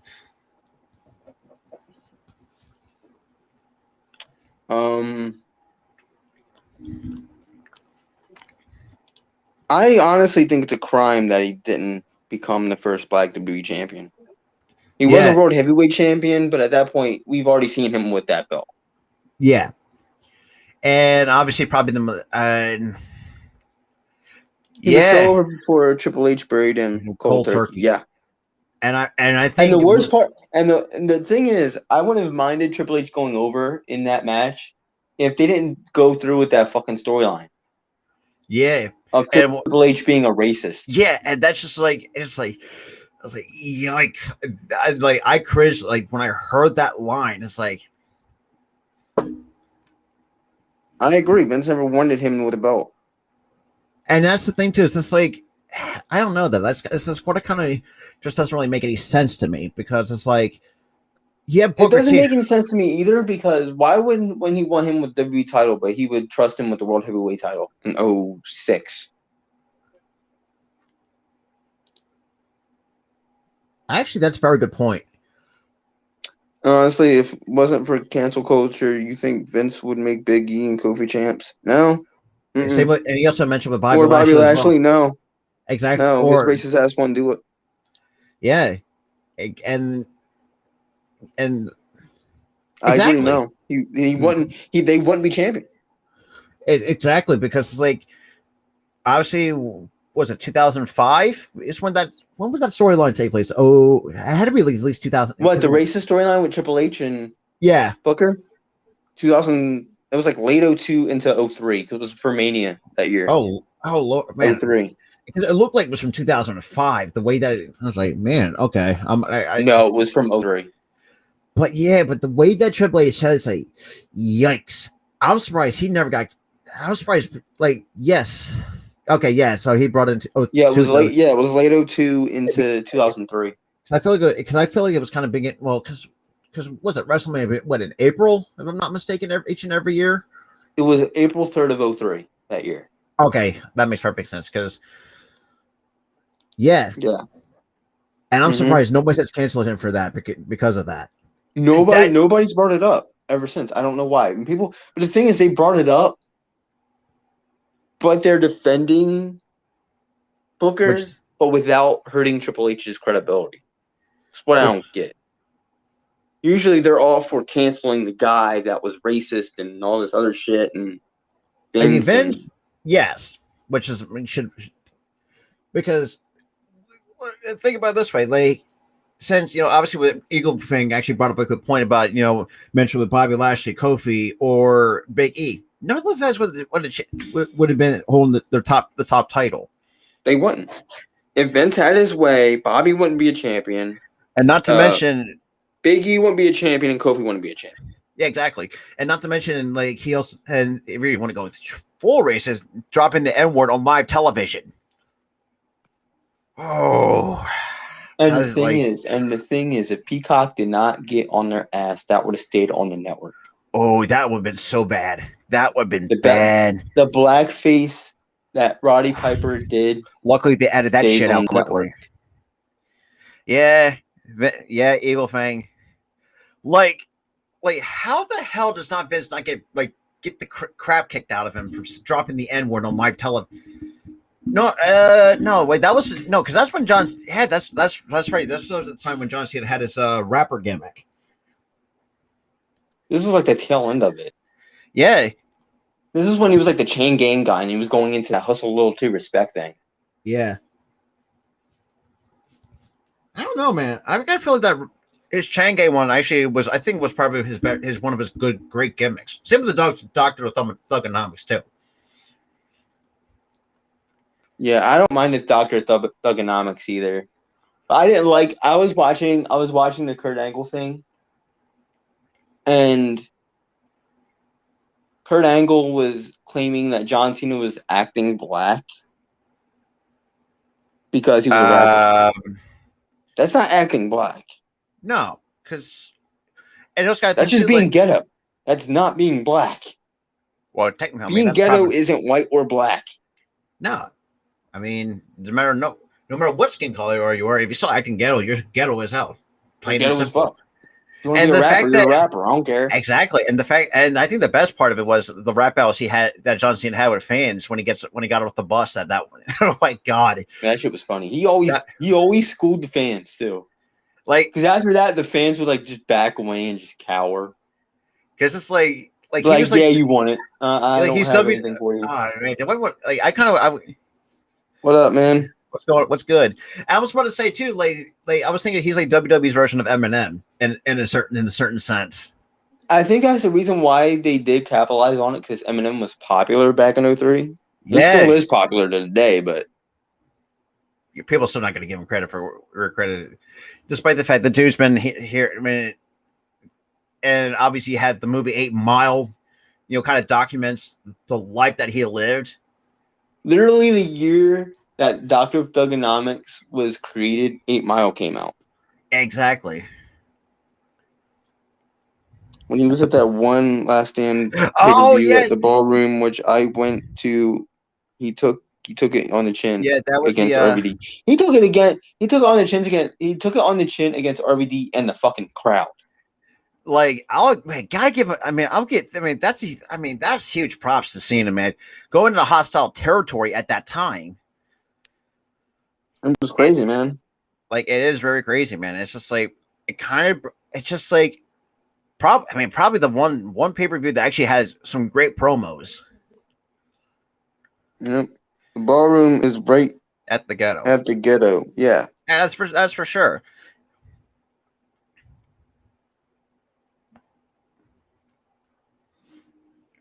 I think you mean Hart on that one. Mm. But yeah, it's like Paul Heyman going at. I think he went. It's like Triple H didn't want to be champion because he didn't want to work Tuesdays. Or when he dissed fucking Edge, he goes, "I got 2 words for you, Matt freaking Hardy." I'm like, yo. It's like, look. I was like, that's kind of 3 words, but damn. It's just like. I don't give Paul Heyman this too. Like, without ECW, I mean, we wouldn't have like hardcore legends like Mick Foley, the Dudley Boys. We wouldn't have Raven. Wouldn't have RVD. Wouldn't have exactly none of those guys. Hell, we wouldn't have had Paul Heyman being an advocate. Exactly. Like people don't realize like he's a creative genius in his own right. He's an integral part to wrestling, and I am forever indebted to Paul Heyman for that. Yeah, and the fact that he dissed Triple H on a probably the biggest pay per view of the year. Then went over to Edge. I was like, Lord, like, is there going to be more? This man went right for the throat. Those two, I was like just. And he also mentioned what I forgot the promo that he cut on JBL. What was that? Or that would have been the Triple H that. But JBL was like acting like he got shot. He was like, "Oh, you got me. Oh." Yeah, playing. Shit. He was being sorry. He was dissing him, and the whole line of wrestlers was just being sarcastic with your actions. Exactly. That was the funny part. This is why all of them, babyface and heel, sarcastic towards freaking Paul Heyman. I think he's talking about the As a Spanish mixed mutt, that shit was funny as hell. What JBL did when he was feuding with Eddie, I think.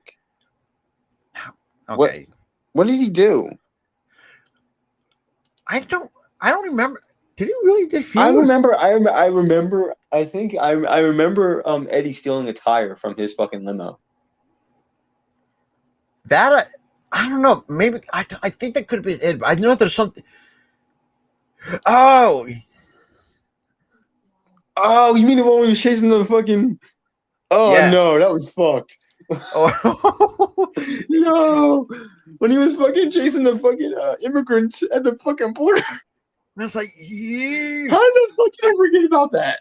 Exactly. I it's just like those cringe, like those like things. That shit would have gotten canceled too. That's an easy huge cancel. Easy cancellation right there. Hey, that's very sad. Holy shit! But yesterday, man, it was tough in the wrestling world, though. 16 years without 16 Eddie. 16 years of Eddie being gone from the world. And and I remember, and the thing is, Rob, it was one of those moments where I knew where I was when it happened. Yeah, and you can tell, like when he stopped, I was like, oh shit, because I kind of hold on, that was not when he died. That was kayfabe. He died in his damn. I think it was his hotel room or hotel room. And the fact when they heard the news broke, man, it's like, damn. I literally was at home. I was right next to my grandparents. My grandfather is a big wrestling fan. That's who got me into wrestling. Yeah. And I think it was either him, my mom, or whoever came over and grabbed me and said, "You need to see this." And then I saw the news. I was like. And the fact that he was like, he was like in his early 30s. It's like, why? He was like 30, like he was like in mid 30s, mid to late 30s. I think he was like 35. Yeah. Can you picture Joey Styles punching and knocking out JBL with a punch? Dude. God, Joey Styles, man. I'd pay to see that shit. I would pay that, but.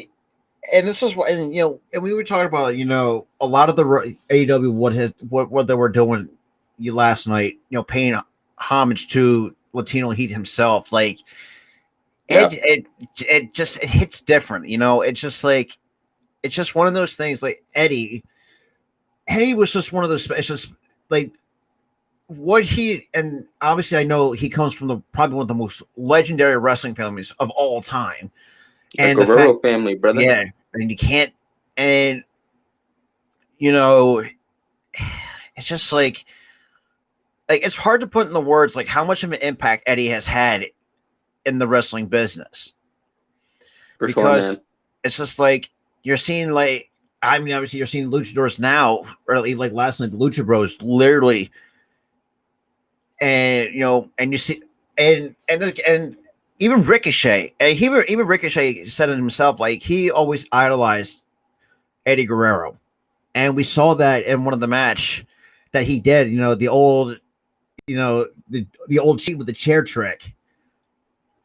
Yeah, I do kind of agree with that take there. WCW is where Eddie did initially get over, but WWE Eddie was getting pushed to the moon, man. Yes, Psychosis. Man, I haven't heard that name in forever. Dean Dean Malenko, Malenko.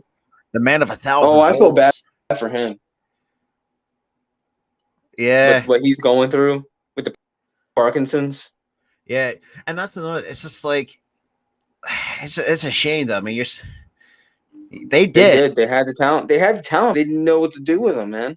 and the shit, and you saw it later, and even with Dustin Rhodes, man, that he was another guy that got screwed over and oh He lost lord, booking, dude. The guy lost booking rights to Vince Russo.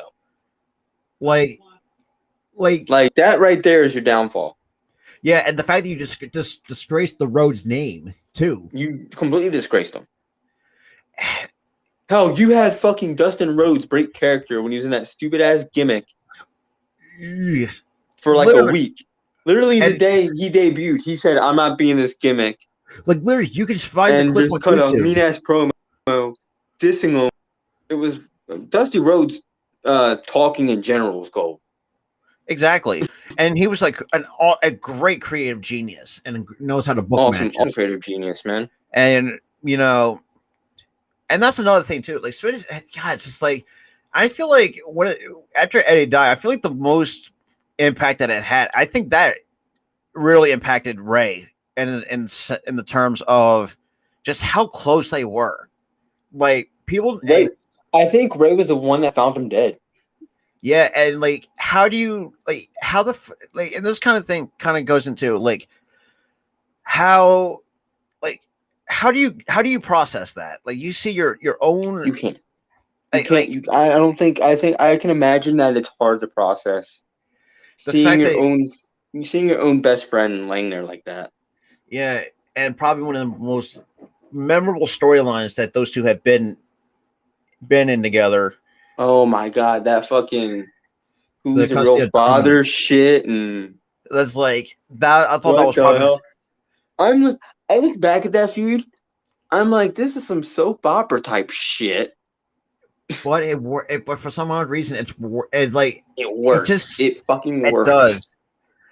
And that's what you said too. Like earlier in our thoughts, it's like, yeah.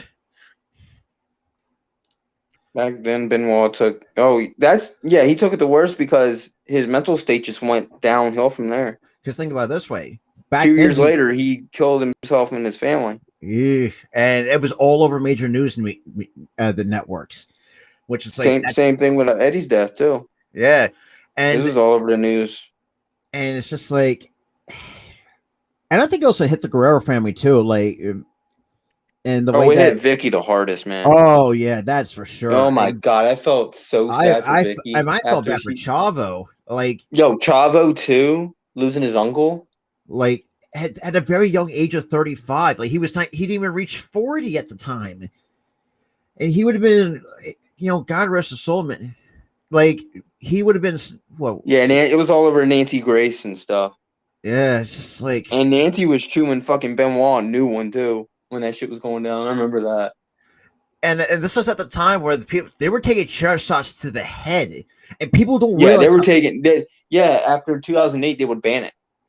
And 2008 was the final year that they would do headshots, and then they banned it.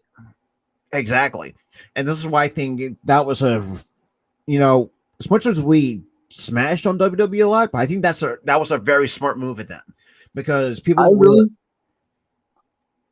But yeah, it's just like, and obviously, and we saw what the damages can do with chair shots to the head.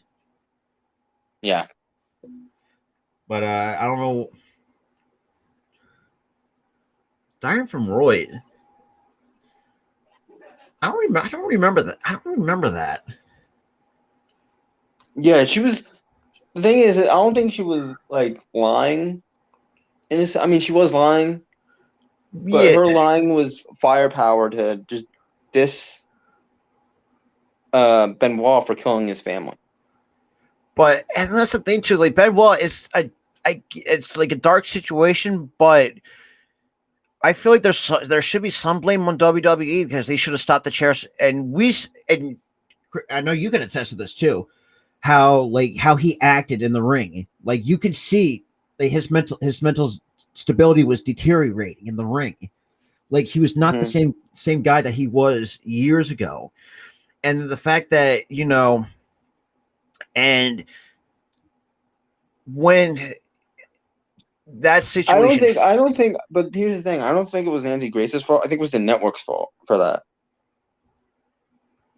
Because they conjure up the list. They don't. She doesn't conjure it up. Well, like that's the network's list. So the network lied. Yeah, I mean about it. And that's the thing too. Is like people, and this is why I think if WWE wants to get into the positive direction, they really need to start making like changes to help their wrestlers, so to speak. Like especially mental health should be the number one thing that they need to implicate. Yep, they do. They need to really implicate that mental health thing. Like at least a lot of wrestlers over the past, I'd say 20, 25 years have been gone. Yeah. With and I know they got the wellness policy, and obviously that really doesn't work. I mean, you have wrestlers violating the wellness policy all the time with drug. And that is very. Yeah, exactly. Yeah, I don't know why they waited like so long to get the wellness policy. Yeah, and like the rest of 2007 they didn't have one, and then like 08 didn't have one. I think they really didn't have one until like 2010, 2011. Yeah, almost. Yeah, it was. Did that one chick die from suicide? Rosemary? No, that was Daphne. That wasn't Rosemary. Rosemary is still alive, thank God. Even though her character is pretty much undead at this point. Yeah, it was this like kind of the same gimmick, but kind of not. And Daphne, I looked back at like a video of like a Daphne promo. She was kind of like a mix of Harley Quinn and like a Alita. Yeah. And that's the thing too, like Daphne, people like she was like I know where Eagle Fang, like that. That's another thing too. Like no, it's all good, man. It's all good. You get names mixed up. I mean, they kind of have similar gimmicks. Yeah, and that's what I'm going to say because like without Daphne, I mean, there could have been no Rosemary, no Sue Young. Well, maybe Sue Young, maybe I don't know, but Daphne, though, man, what she has gone through, man, that. Absolutely. That pained me. Like her to go on an IG live and say what she said, and then like moments later, really her committing suicide. And it's like, and even at the, and this is why, God, this is why I think wrestling should really need to start taking it in account. Yo, Jerry, what's going on? We were just talking about AEW Full Gear, and now we're just talking about different things in wrestling over the past few years. And what kind of give our ideas what changes should be made. I mean, I know, and plus we've been kind of rambling on a little bit different memories now, memory lane, all this stuff. Just answering questions over here at this point. So ask away. Did Prince Puma get out from WWE yet? I want the Prince back. Nope. Unfortunately, still there in limbo. Which is absolutely. It's a crime. It's a fucking crime. He needs to go back to being another. I'm not into wrestling. Okay. Oh, that's all right. No worries. No worries. You don't know even if you don't know what the fuck we're talking about, enjoy. Exactly. It's just comedy. Yeah, absolutely true. That is absolutely true. That's kind of exactly. Absolutely. I never watched Lucha Underground, so I'm gonna watch it and do a retrospective on it on the channel. This coming Monday, we're gonna be live Monday. For that. I'm gonna watch it tomorrow, and then at 9:00 tomorrow, I'll do episode 1. Give you my thoughts on it. Absolutely. Oh yeah, that's right. Yeah, right. I might have moved. Oh, that's right. Yeah. Okay. Yeah. I almost forgot if I. You forgot. You forgot a day, didn't you? Oh wait. I think I might have something that. Actually, I could probably move my stream back. Was it usually about an hour? Because our stream's supposed to be at 9:00. Yeah, I know, but how long do you do? I forget how long we usually do that. At least what was it You like? probably only do it for like 30 minutes every episode, man. Yeah. It's like a Okay. quick little thing. Yeah. Okay. Because I might push back my 200 sub stream at 10 o'clock tomorrow. All right. I might do that. I've never played Twisted Metal. Actually, it's pretty fun. I'll be honest. I've never played it. It's basically Demolition. It's like the way to describe it, it's like a Demolition Derby kind of game. Right. With certain characters like Sweet Tooth probably is you got Sweet Tooth, you got Axel. Oh Lord, I'm gonna have to go. I cannot think of anybody else because I played a crap ton out of Twisted Metal. So I would agree with that, dude. But I don't know what I never played Twisted Metal. I mean, if you had to, I mean,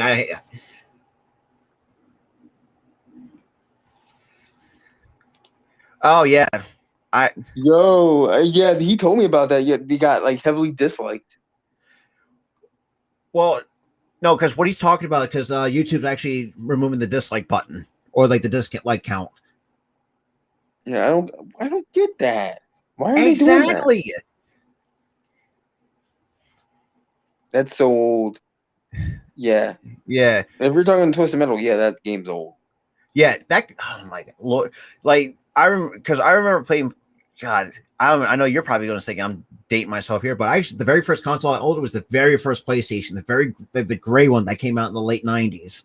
Oh wow, Rob, you're really dating yourself back. That's only 1995, bro. It ain't that old. Man, I had some decent, and I'll be honest, man, I had some decent. Really, I forget. I didn't. Oh, that's It wasn't real. It wasn't well received. I don't think the last Twisted Metal one. Yeah, that's what I'm thinking.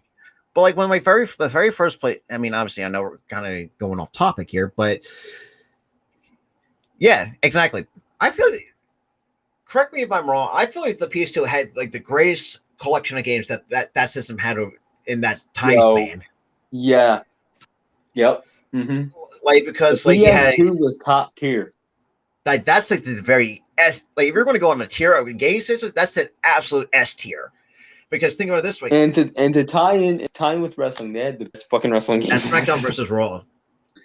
Woo. Because and actually, since we're actually talking about wrestling video games, I really hope 2K22 because I loved my GM mode. I've always loved that. Bro, I really hope it's not just a fucking that you're going to play us actually improve it. Or actually approve the shit because right now it's a rumor that they approved it. I really hope so because I hope they actually say that there is GM mode in 2K22 if they stop pushing it back because of these releases. WWE stop releasing people. The game keeps getting pushed back. And then you have to update the roster and all this shit. Fucker, you keep releasing fucking people. I gotta take people out and put new people in. And night, man. Night, Jerry. Actually, I had him all.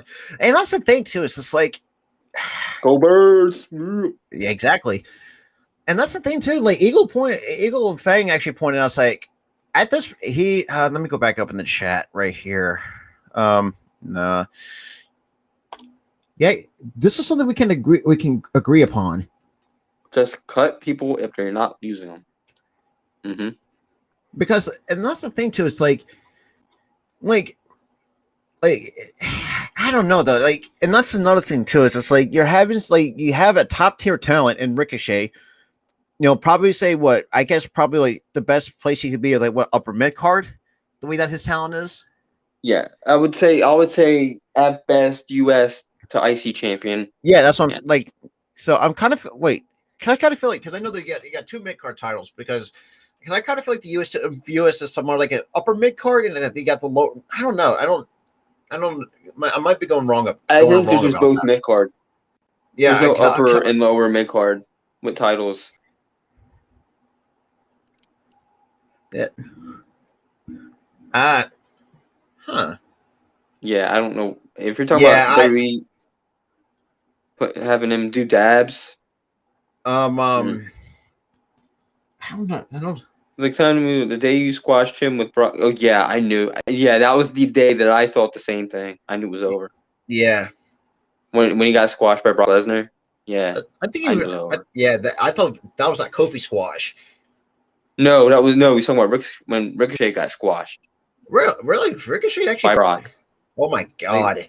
yeah, they like wrote him off TV and put him on main event after. Yeah, we were talking about this too. Yeah, there's no recovering from it. I mean, absolutely not, because it's like, and this is why I think it's just absolutely ridiculous, because it's kind of feel like, I don't know, man. It's just like you're having like and yeah, I feel like it was less than a minute, if I'm not mistaken, for that match. Yeah, it was like not even that long. It wasn't even 2 minutes. And that's another thing too. And like Eagle fan, like say, look, the only gripe we have with AEW is the women's division, but and this is why I think you could agree with it. Like women's matches in AEW have gone a lot longer than and I don't know if you want to really go over the time differences in the women's division between AEW and WWE. Oh my god, the fucking Queen of the Ring tournament was a joke. Like we're seeing like 1 or 2+ minute matches. Like what the fuck is this? All of them added up to about like a 13-minute match. Exactly. Like that can be like if you take that time You in could have perspective. had 13-minute matches on every fucking match. Exactly. Exactly. This is what that's sort of Women's division needs to work with AEW, but it's not like WWE's is any better because once they get good, they get fed with by yes, they Charlotte, get fed to the fed to wolves. Charlotte or Becky Lynch. Yeah, That is absolutely true.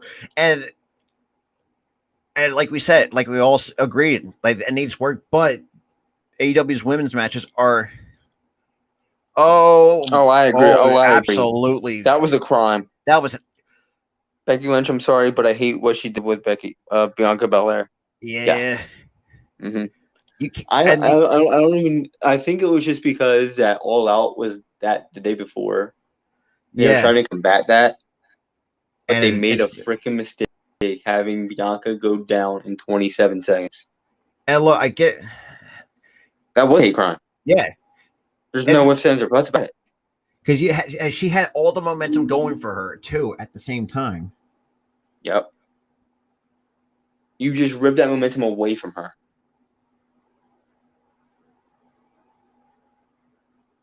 It was 27 seconds. It wasn't 6 seconds. I don't think. It was a bit longer, but she hit like 2 moves and it was it. Oh, the staring crab. Yeah. That makes true. perfect sense. It was 6 seconds. Technically, yeah.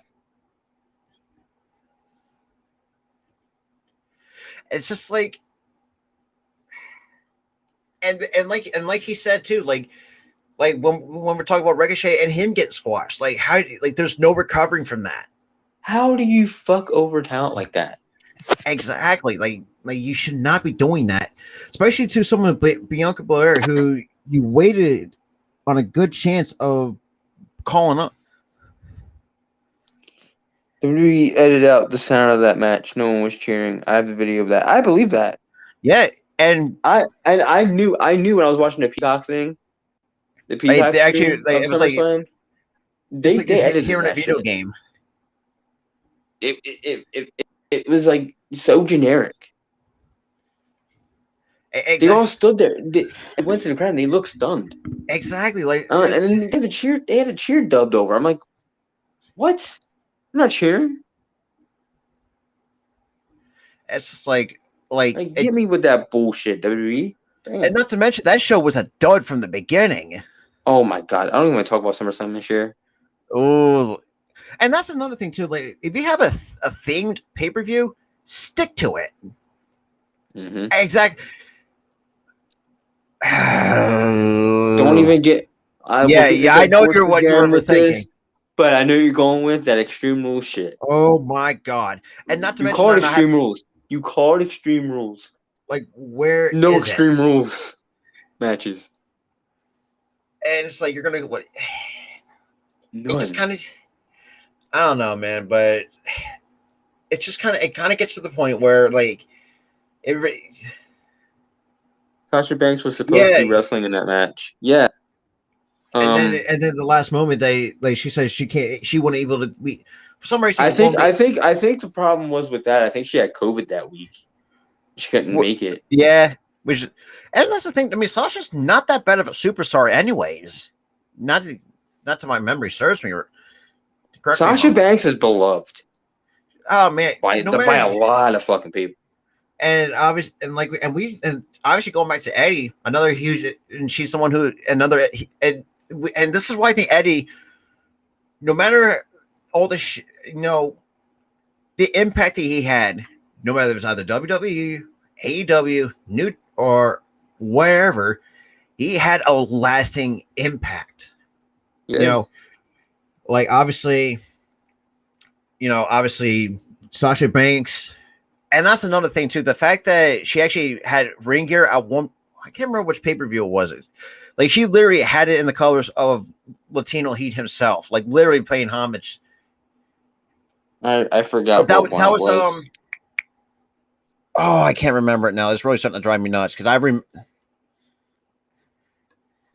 she does not like her fans. Is my problem with Sasha. But then again, she has creepers like that, and dude from AEW hitting her up with dirty text messages and social media. Yeah, and that's another thing too.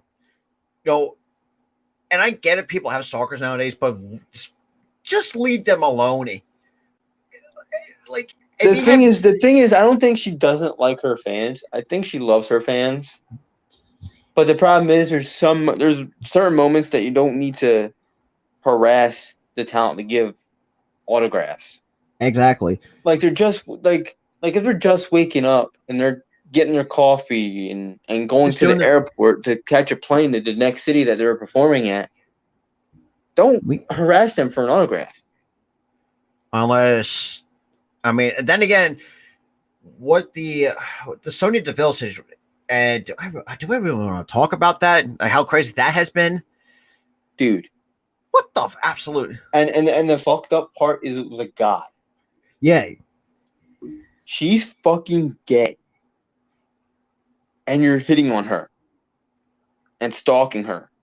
And even that's fucked. And I don't remember. We are guys, so we don't understand how much creeps are out there harassing these women unless you are Sasha or Bliss. Nice. Yeah, Bliss gets a lot of stalkers too. I mean, absolutely, but not to the look. She's my celebrity crush, but I'm not going to go out of my way and stalk her. And not to mention, she's already engaged. She's engaged, and Sasha's married. Yeah, and fucking Sonya's are in a relationship. Sonya's in a relationship, and she's gay. So a guy who's stalking her has no shot anyway. It's just like come on. There should be quit stalking these freaking talent. But then again, knowing. I mean, look at Paige. I forgot about the Paige. Don't even. No, that wasn't her. That wasn't a stalker. That was a piece of shit ex. That was what's his face? Because oh, I know who you're talking about. The whole sex tape shit. Yeah, what are you talking about? Alberto? No, not Alberto. The fucking guy she was with before Alberto. Oh shit! When she was NXT champion and she had sex with the belt. I can't think of his name. With her boyfriend. And that's the thing too. It's like, and then again, if you piss off, man, and that's the thing too. Sonya Deville is also an MMA fighter, so this is why you don't. And that's the white guy. Yeah, the white guy, whatever white guy it is. Probably a generic white. And that's the thing too. Is like, yeah, I get it. I mean, I know Sonya Deville got the worst of it. No, I mean, I know Paige got the worst of it too. But in terms of like, Sonya Deville is also an MMA fighter. She can kick your ass any day of the week. I was like, yeah, I am not, because you Sonya Deville could probably put you in an arm bar and break your fucking arm. Exactly. Like, but then again, though, like, but obviously, justice was served after that. So, which is, yeah, I'm happy justice was served. Dodged the bullet on that one. Yeah, she was really shaken up when that Yeah, happened. and we haven't seen her on TV for weeks, and for good reason.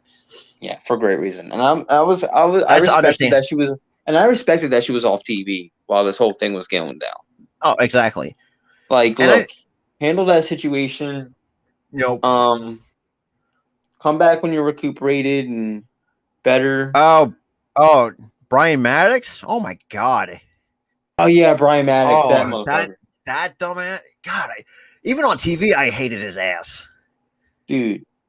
He was a, but to learn that he's a worse off. He was a dick on TV, but he wasn't as bad as real life. He was worse in real life. Brad Maddox, that's the name.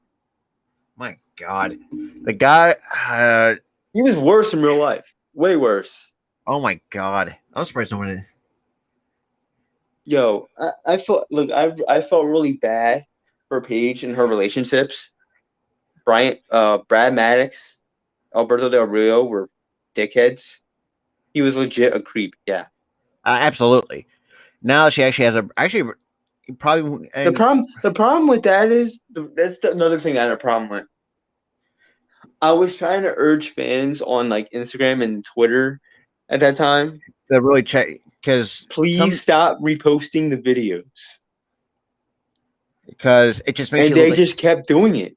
Everywhere. There was a video page. exactly. And the matter of the fact that it's like now it's just like there should be like certain guidelines in place, like, and this is the thing too with different wrestling sites. Like, I sometimes I kind of feel like some of them are shady at times because of the way that how they're run at times. Because like Sean Rapp's the only guy I can probably trust, or Chris Van Fleet to break the news. That's all. I only trust those two. Those are guys like really are actually credible sources of information. Yeah. And I think, but the thing is, you don't really get like a lot of information from Chris Van Vliet. He does like interviews and stuff. Yeah, something. Yeah, but you probably get some like personal. You probably get some like personal stuff from wrestlers. Yeah, I mean, which is but, if you want to learn more about who they are, that kind of thing. And that's another and someone like Dave Meltzer, and which is funny. Paige taught the girls a lesson. Yeah, absolutely. Be careful who you send pictures to and videos to, or who you let record videos and pictures and stuff like that. Don't record yourself on a phone and save it to the cloud. Yep, exactly. That's one problem. And the thing is, in a way, yes, she is, kind of at fault. But in a way, delete the videos. Exactly. Don't send them to your damn ex. And that's another thing too about because here's the thing: if you send like a nude pic to your boyfriend and you guys break up and it's a nasty breakup. Oh, absolutely. That can be used for blackmail and extortion. And then plus too, like Eagle Fang saying, if you save it to your phone, there's hackers and they can hack your phone and take your shit. It only takes one dickhead. Exactly. And one wrong move. And yeah, and you see it with actual other like movie celebrities too. Absolutely. Yeah. It's a federal crime. Yeah, take it from me. I mean, I kind of learned about it, as a law and justice major in college. So I mean, that is very true. And you see it a lot on in tabloids and shit. Oh, this person's nudes got leaked and stuff like that. And we see why you don't do that. Yeah, you don't do that shit. It's like but yeah, I mean, it's the fact that we're going over 2 hours, man. Just kind of answering questions and just talking, shooting the shit for about 2 hours and 4 minutes to be exact. It's great. Yo, this is great, man. Yeah, great, man. Like I really. Yeah, Kat Dennings was one that got her stuff leaked. Who? Kat Dennings.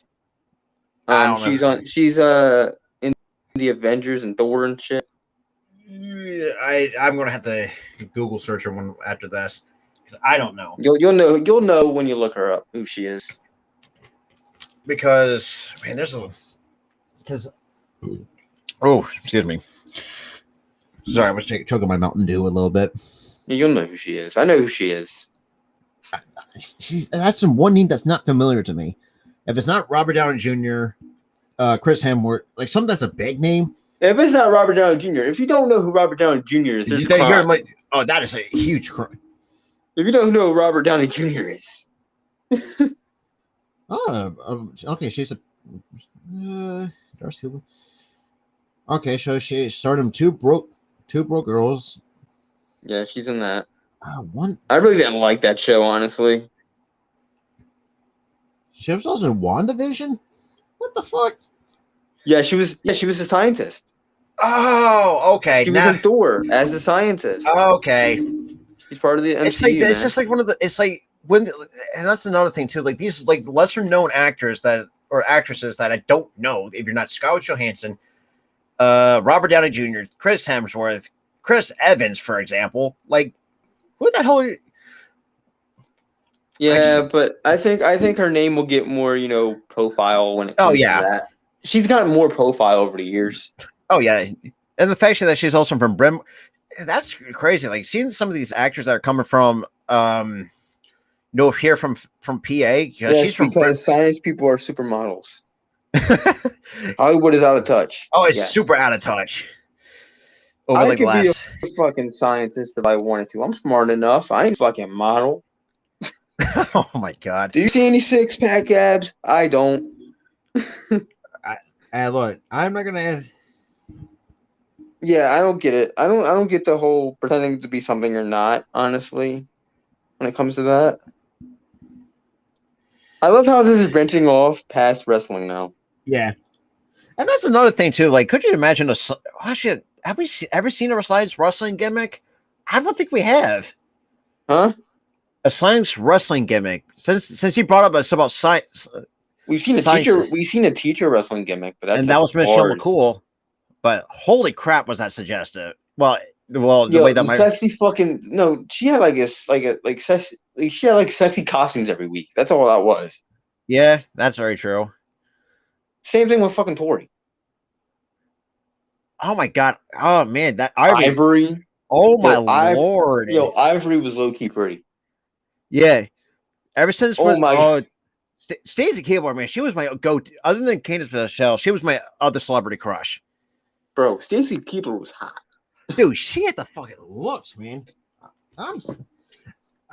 What's actually that should be branch into another segment because even growing up, man, there were some women's wrestlers over the years. Yeah, I mean, she was with the boys half the time on TV. Edge, I remember she was with Test at one point. She was with Test, and he had a heel turn, and then she. Correct me if I'm wrong. She went with Scott Steiner, if I'm not mistaken. She went with Scott Steiner, then he turned on her. Who else did she go? Oh my god, I am really drawing a blank. I don't think she went with anybody else. No. And that's the thing too. Like she was never despite the fact she was only a manager, but never like an actual talent, which is the weirdest thing. The thing is, it's so weird because I remember, every time I think of Stacey Keebler, I'm thinking she was a wrestler. She was never a wrestler. And that's another thing. Wrestled a few matches, and that was it. Tess was abusive, yeah. Oh, that's true. He was the abusive trolling boyfriend in the storyline. Exactly, but God rest his soul though. Another guy has not reached 40. Oh my god, that's another crime shame. Him doing drugs and that ending him because he had mental health issues. And he was an amazing. He was a great talent. Awesome talent to have. Awesome talent. He knew how to work the mic. He was a great big man. He could wrestle. And you can tell he's from Canada too, in his voice too. The way that he's sometimes when he pronounces certain words like a boot or something like that. And this is why I think I love a boot. This is why I think it was heavy. The thing is though, his Canadian accent was heavier than Chris Jericho's. Yeah, exactly. Way heavier. You can tell that he's from Canada. Chris Jericho, not so much. Yeah, you can't really tell Chris is from there. Yeah. Wow. That's damn. That sucks. Ooh. Tess died 10 to 15 minutes where he lived in Tampa Bay. And if not mistaken, he would be another guy in being a 40. I honestly think he is the male China. I think he had a legit shot of Stephanie, but that's guessing. I think that is true. I think that was like the reverse thing of Triple H. He liked Stephanie, and Triple H took her from him, Yeah, and that took a toll on him. and that's the thing too. It's like, and China's another one that because during the Attitude Era, man, she was one of a kind, and the way that she was gold. Yeah. I think if she wrestled today, she would kill it. Exactly. No freaking doubt in my mind, she'd kill it. And even Beth Phoenix now, I mean, like, she still looks great. Holy shit! Like, yeah, I think she stopped aging after 2007. Yeah, it's just really some wrestlers don't like them. It feels like Father Time doesn't take an effect on them. I'm like, I mean, it kind of do, but then it doesn't don't. really. Edge, man, and we know Edge still looks great, but he kind of did age a bit. Yeah, you can tell it. Like you can tell. Trips is aged, Randy's aged, Shawn's aged. I mean, those like Triple H and Shawn, they're already in their 50s. Like, holy shit. Yeah, but you can tell that they're their age. But with the women, not real. But then again, time stopped. The women's wrestlers in WWE time stopped. Stacy Keibler looks good still. Candice Michelle still looks at the age that she was in 2003. Candice Michelle was my number one celebrity crush. Candice, you could see her age a little bit. I mean, I can kind of tell that you could see her age. But she still looks good. Don't get me wrong. She's still pretty. Oh, good. Tori Wilson still looks good. I mean, she's I actually follow her on Instagram, man. Look at her on an episode of SmackDown, and look at her now. It's like you can't tell a goddamn difference. But other than she's like leaner, she's got more muscle. She's more muscular now, but that's because she works out more. But then she's more like a workout guru than anything else. Which she's more like teaching people how to eat and stuff, which I respect. Absolutely, I could. No woman dominated with the men until this day like China, where she legit belonged to matches with the boys. Yes, absolutely. She was even the first Intercontinental champion. Exactly. I was going to go with that. She was the first Intercontinental. Tony is an absolute train wring. Yo, I don't even know what the fuck's going on. Dude, I'm pretty sure she's had like a mental breakdown. She was like, the thing is, she's in and out of prison, and like some other shit happened, and I'm like, then she's got these yeah. I'm gonna stop it right there. HBK is doing his prayers. He did not end up with Sonny. Absolutely. Here's the thing. I don't know though. HBK did the right fucking thing. Because if he stayed with Sonny, he would have been on the wrong fucking path. Exactly, and he would have been in prison. Just saying. Yeah, and that's the thing too, and that's the thing too. Like, I mean, wrestling nowadays is like, even back then, man, they had some like great. I mean, no matter if it's man or the men's division or the women's, like tag team wise, man, they had some great names over the years. I mean, you got the Legion of Doom, you got the Dudley Boys. Oh fuck, La Resistance, man. Oh that's my a forgotten God. one. Oh, that's a very forgotten one. I was watching Raw, and they're a great fucking tag team. Yeah, I'm surprised. I mean, and the fact that The Rock roasted Renee, if I'm not mistaken, at one point. You had Renee Dupree, Sylvain Grenier. Oh my God. You had fucking what's his face? Oh, I know who you're talking about. I can't remember his name. I think another guy I think is pretty much forgotten nowadays is Funaki. Who remembers him? Yo, no. The thing is, he's not forgotten. Really? No, that's he's on WWE's commentary team. Holy shit!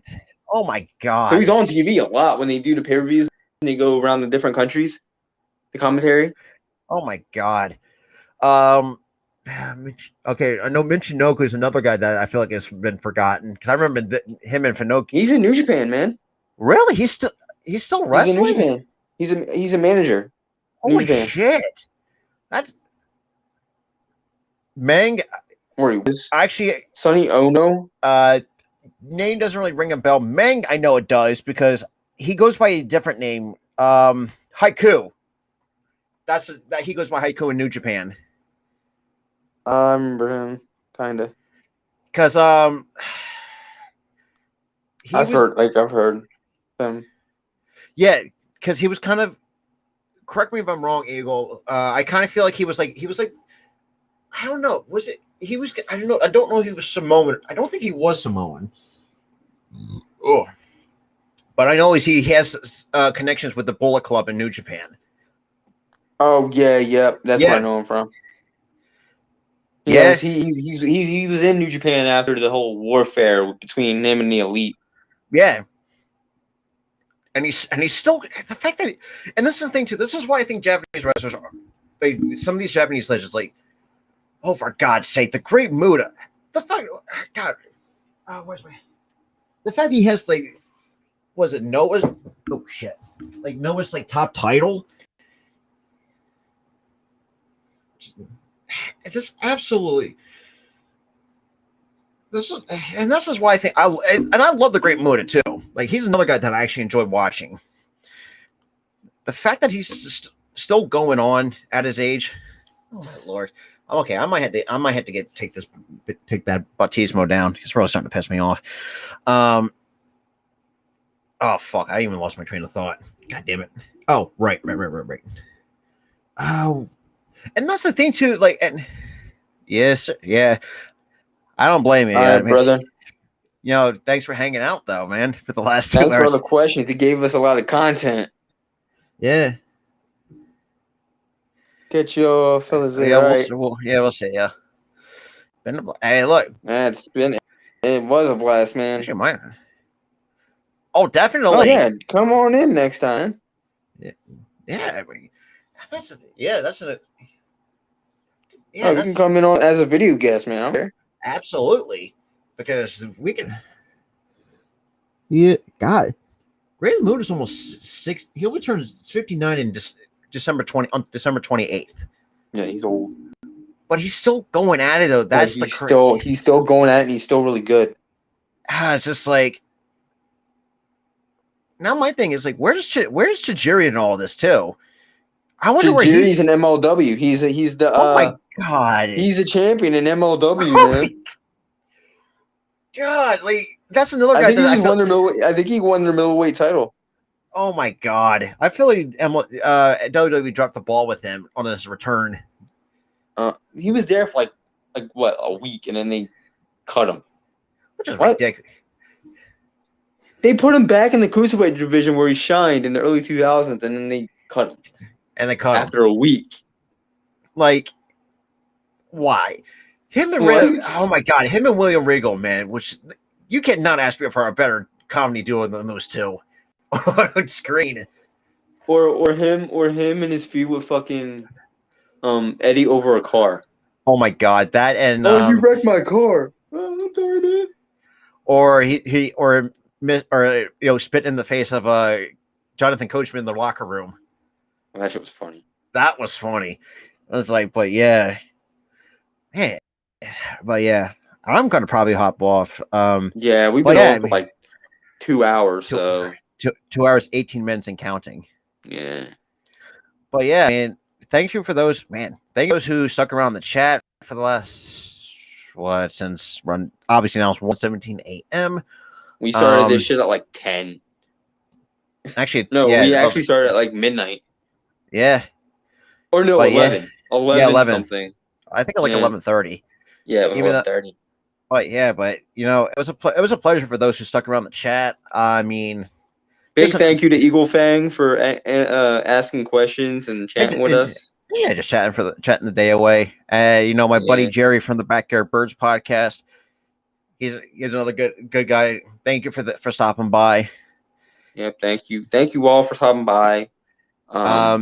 If you guys like these, if you like this guys see like having more of these on, obviously from here on it's Real to Me podcast channel, but if you'd like to see more something like this on the Philly Sports Talk podcast YouTube channel, hey, look, we can do that for you guys, like because we can give you more new content each and every week. Yeah, we can even do random Q&As like this. Exactly, that's the thing. Just like you can, and maybe do like a call-in Q&A. Bring in like those who want to, that kind of thing. I would love to do a call-in. Yeah, because I'm doing that on my on my 200 sub special too. That kind of. So I'm actually kind of doing something like that too. But all right, be sure to tune in. Be sure to tune into that this Monday at 10 o'clock, because obviously we have. All right, this Monday at 10. Oh. I'll be there. Right after we do the recollection special. So yeah, on the very first episode of Lucha Underground. Lucha. Oh, that brings me back to another show I used to watch, Mucha Lucha. Oh my God, how the hell do I still remember that? Oh my God. Nickelodeon struck that shit big when that happened. Oh my God, but yeah, just want to get that little. But yeah, right. But before we, to wrap it up, I think Full Gear, man, holy crap, Full Gear was amazing. Like, I don't think no one's gonna ever top or I don't fall.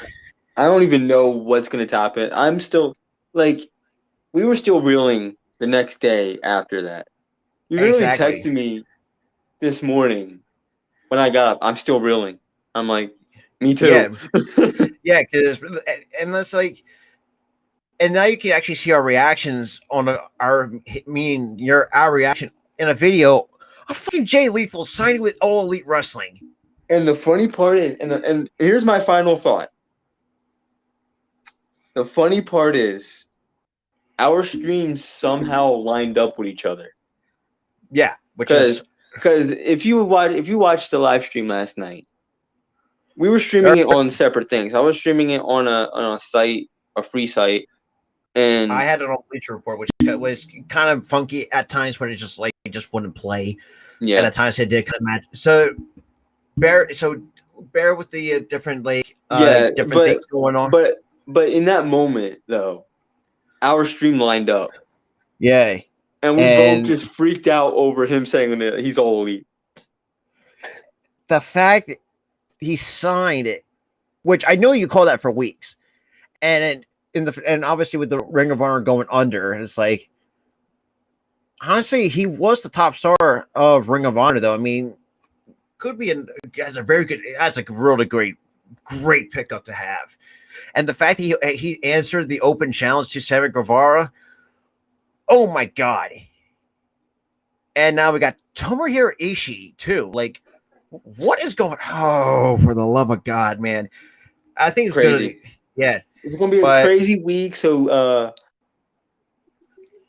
if you enjoyed it, we're gonna do an episode of the podcast this Friday. We didn't do it last Friday because we gave you guys we gave you guys a lot of content.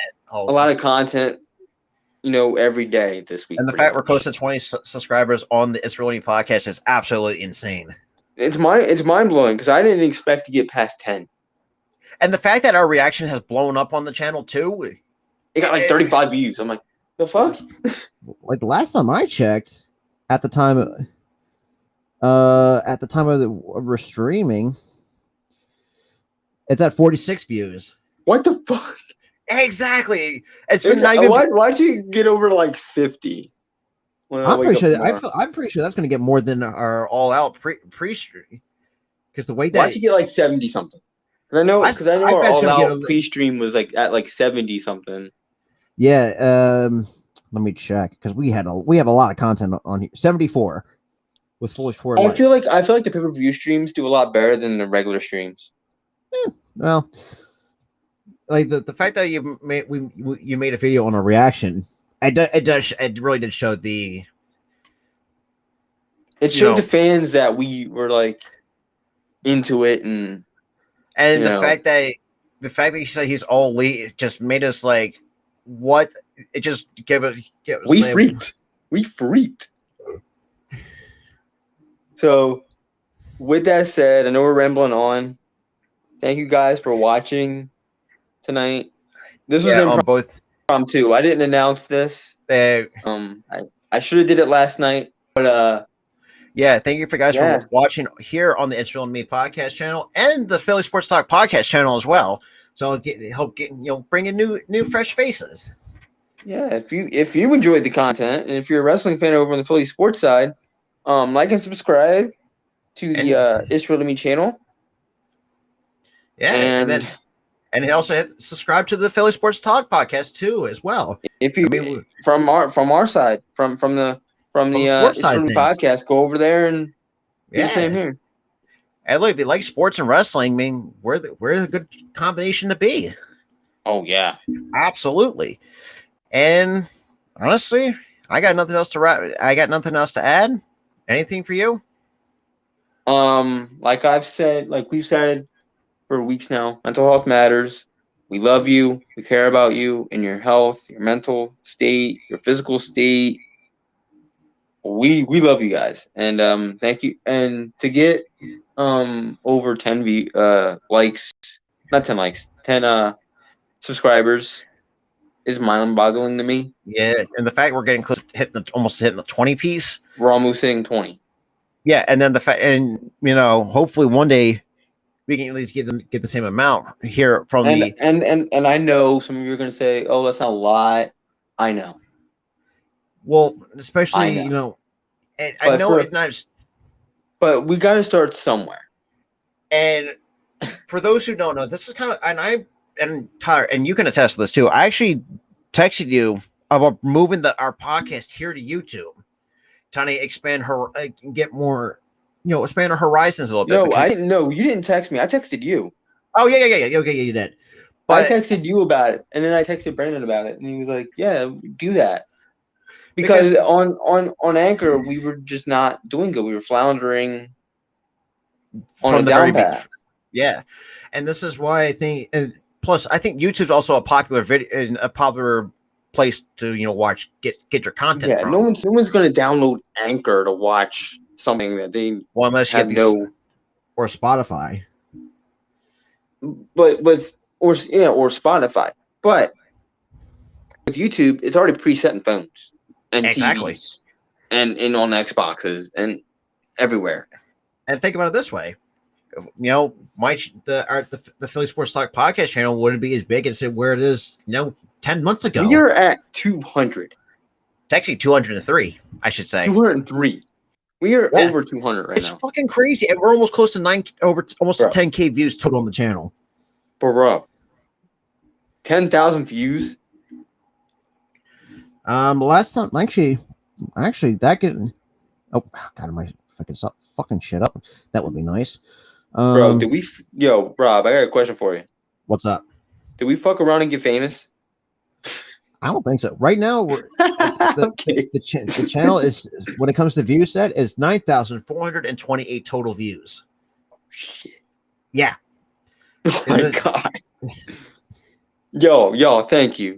We love you guys. And like you said, like, it doesn't matter if you're a sports fan or a wrestling fan, or it doesn't matter if you're just like a random person say you want to say hi in the chat. So be it.